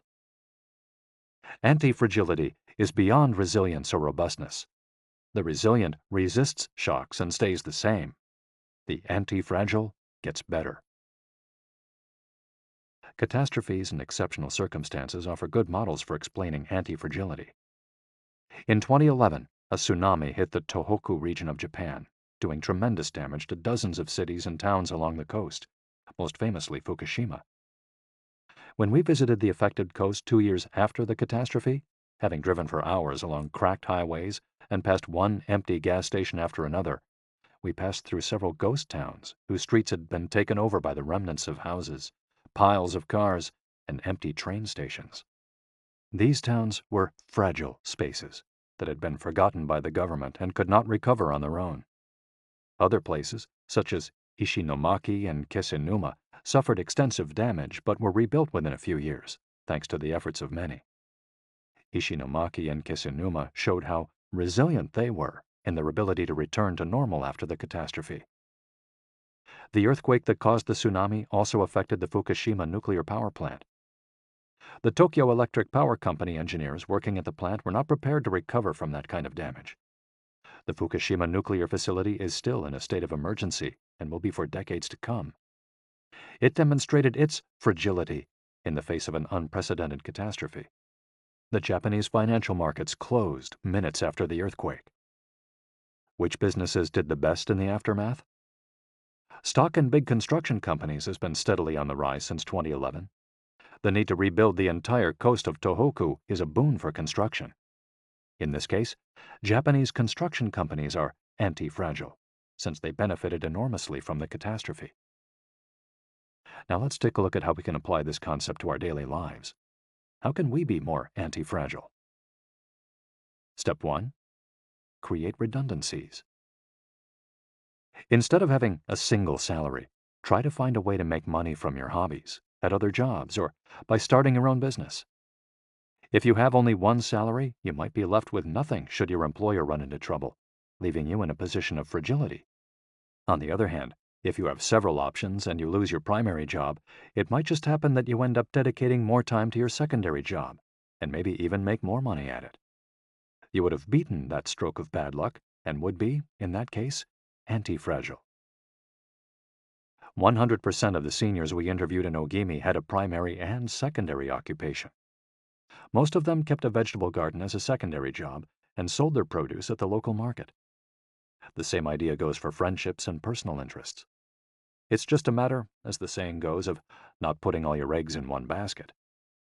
In the sphere of romantic relationships, there are those who focus all their energy on their partner and make him or her their whole world. Those people lose everything if the relationship doesn't work out. Whereas, if they've cultivated strong friendships and a full life along the way, they'll be in a better position to move on at the end of a relationship. They'll be anti-fragile. Right now, you might be thinking, I don't need more than one salary, and I'm happy with the friends I've always had. Why should I add anything new? It might seem like a waste of time to add variation to our lives because extraordinary things don't ordinarily happen. We slip into a comfort zone. But the unexpected always happens, sooner or later. Step 2. Bet conservatively in certain areas and take many small risks in others. The world of finance turns out to be very useful in explaining this concept. If you have $10,000 saved up, you might put $9,000 of that into an index fund or fixed-term deposit and invest the remaining $1,000 in 10 startups with huge growth potential, say $100 in each. One possible scenario is that 3 of the companies fail. You lose $300. The value of 3 other companies goes down. You lose another $100 or $200. The value of 3 goes up. You make $100 or $200. And the value of one of the startups increases 20-fold. You make nearly $2,000, or maybe even more. You still make money, even if 3 of the businesses go completely belly up. You've benefited from the damage, just like the Hydra. The key to becoming anti-fragile is taking on small risks that might lead to great reward without exposing ourselves to dangers that might sink us, such as investing $10,000 in a fund of questionable reputation that we saw advertised in the newspaper. Step 3. Get rid of the things that make you fragile. We're taking the negative route for this exercise. Ask yourself, what makes me fragile? Certain people, things, and habits generate losses for us and make us vulnerable. Who and what are they? When we make our New Year's resolutions, we tend to emphasize adding new challenges to our lives. It's great to have this kind of objective, but setting good riddance goals can have an even bigger impact.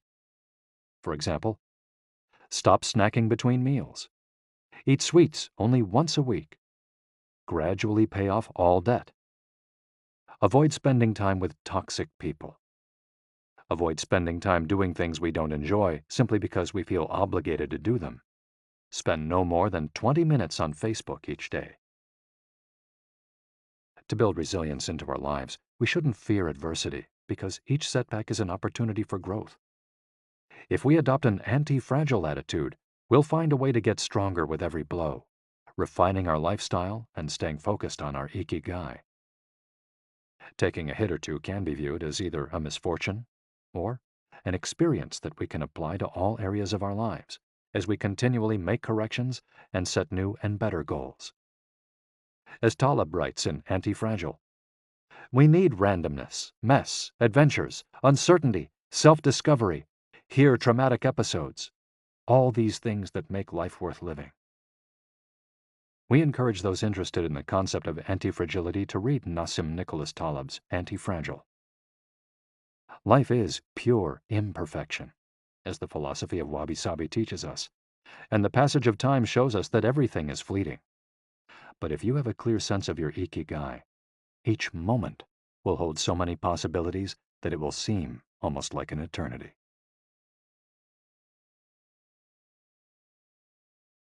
Epilogue. Ikigai, the art of living. Mitsuo Aida was one of the most important calligraphers and haikuists of the 20th century. He is yet another example of a Japanese person who dedicated his life to a very specific Ikigai, communicating emotions with 17-syllable poems using a shodo calligraphy brush. Many of Aida's haikus philosophize about the importance of the present moment and the passage of time. One could be translated as, "In the here and now, the only thing in my life is your life." In another poem, Aida writes simply, "Here, now." It is an artwork that seeks to evoke feelings of mono no aware, a melancholy appreciation of the ephemeral. The following poem touches on one of the secrets of bringing Ikigai into our lives. Happiness is always determined by your heart. And one last one, also by Aida, is keep going. Don't change your path.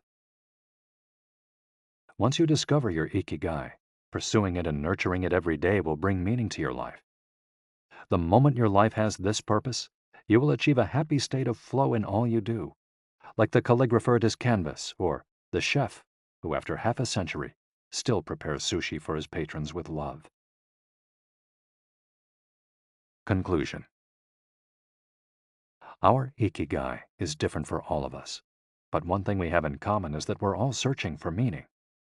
When we spend our days feeling connected to what is meaningful to us, we live more fully. When we lose the connection, we feel despair. Modern life estranges us more and more from our true nature, making it very easy for us to lead lives lacking in meaning. Powerful forces and incentives, money, power, attention, success, distract us on a daily basis. Don't let them take over your life. Our intuition and curiosity are very powerful internal compasses to help us connect with our Ikigai. Follow those things you enjoy and get away from or change those you dislike. Be led by your curiosity and keep busy by doing things that fill you with meaning and happiness. It doesn't need to be a big thing. We might find meaning in being good parents or in helping our neighbors. There is no perfect strategy to connecting with our Ikigai. But what we've learned from the Okinawans is that we should not worry too much about finding it. Life is not a problem to be solved. Just remember to have something that keeps you busy doing what you love while being surrounded by the people who love you. The 10 Rules of Ikigai. We'll conclude this journey with 10 rules we've distilled from the wisdom of the long-lived residents of Ogimi. 1. Stay active. Don't retire. Those who give up the things they love doing and do well lose their purpose in life.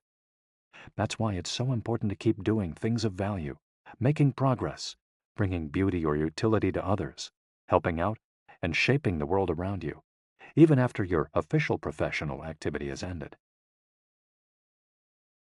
2. Take it slow. Being in a hurry is inversely proportional to quality of life. As the old saying goes, walk slowly and you'll go far. When we leave urgency behind, life and time take on new meaning. 3. Don't fill your stomach. Less is more when it comes to eating for long life, too.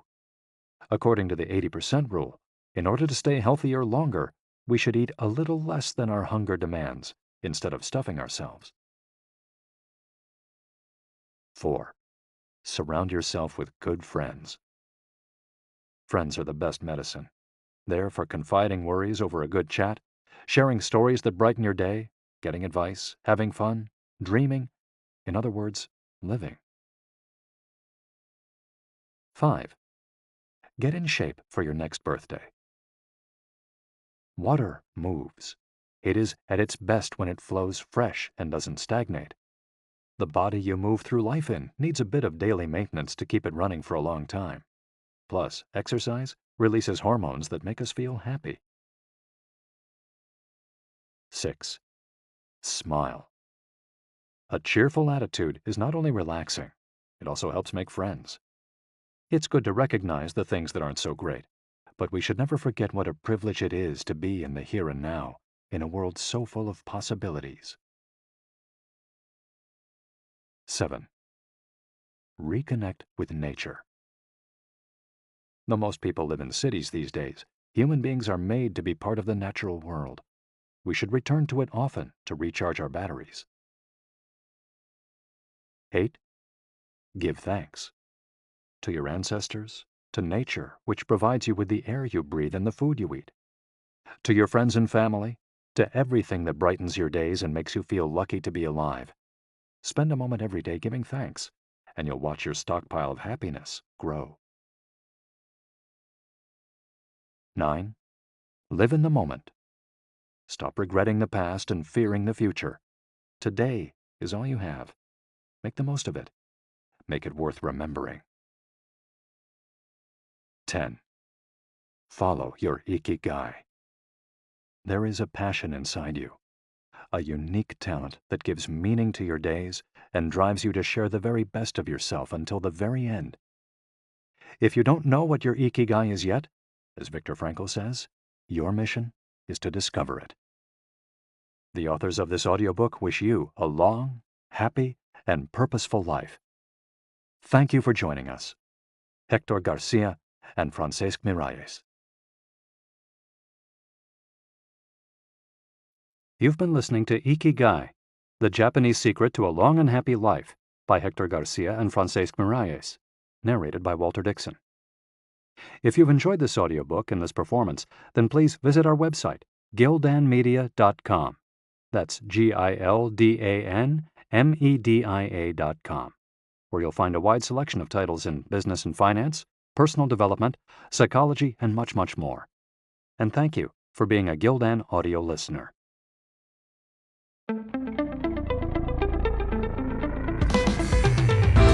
This has been a Gildan audio production. For more affordable, mind-enriching programs, visit our website at gildanmedia.com.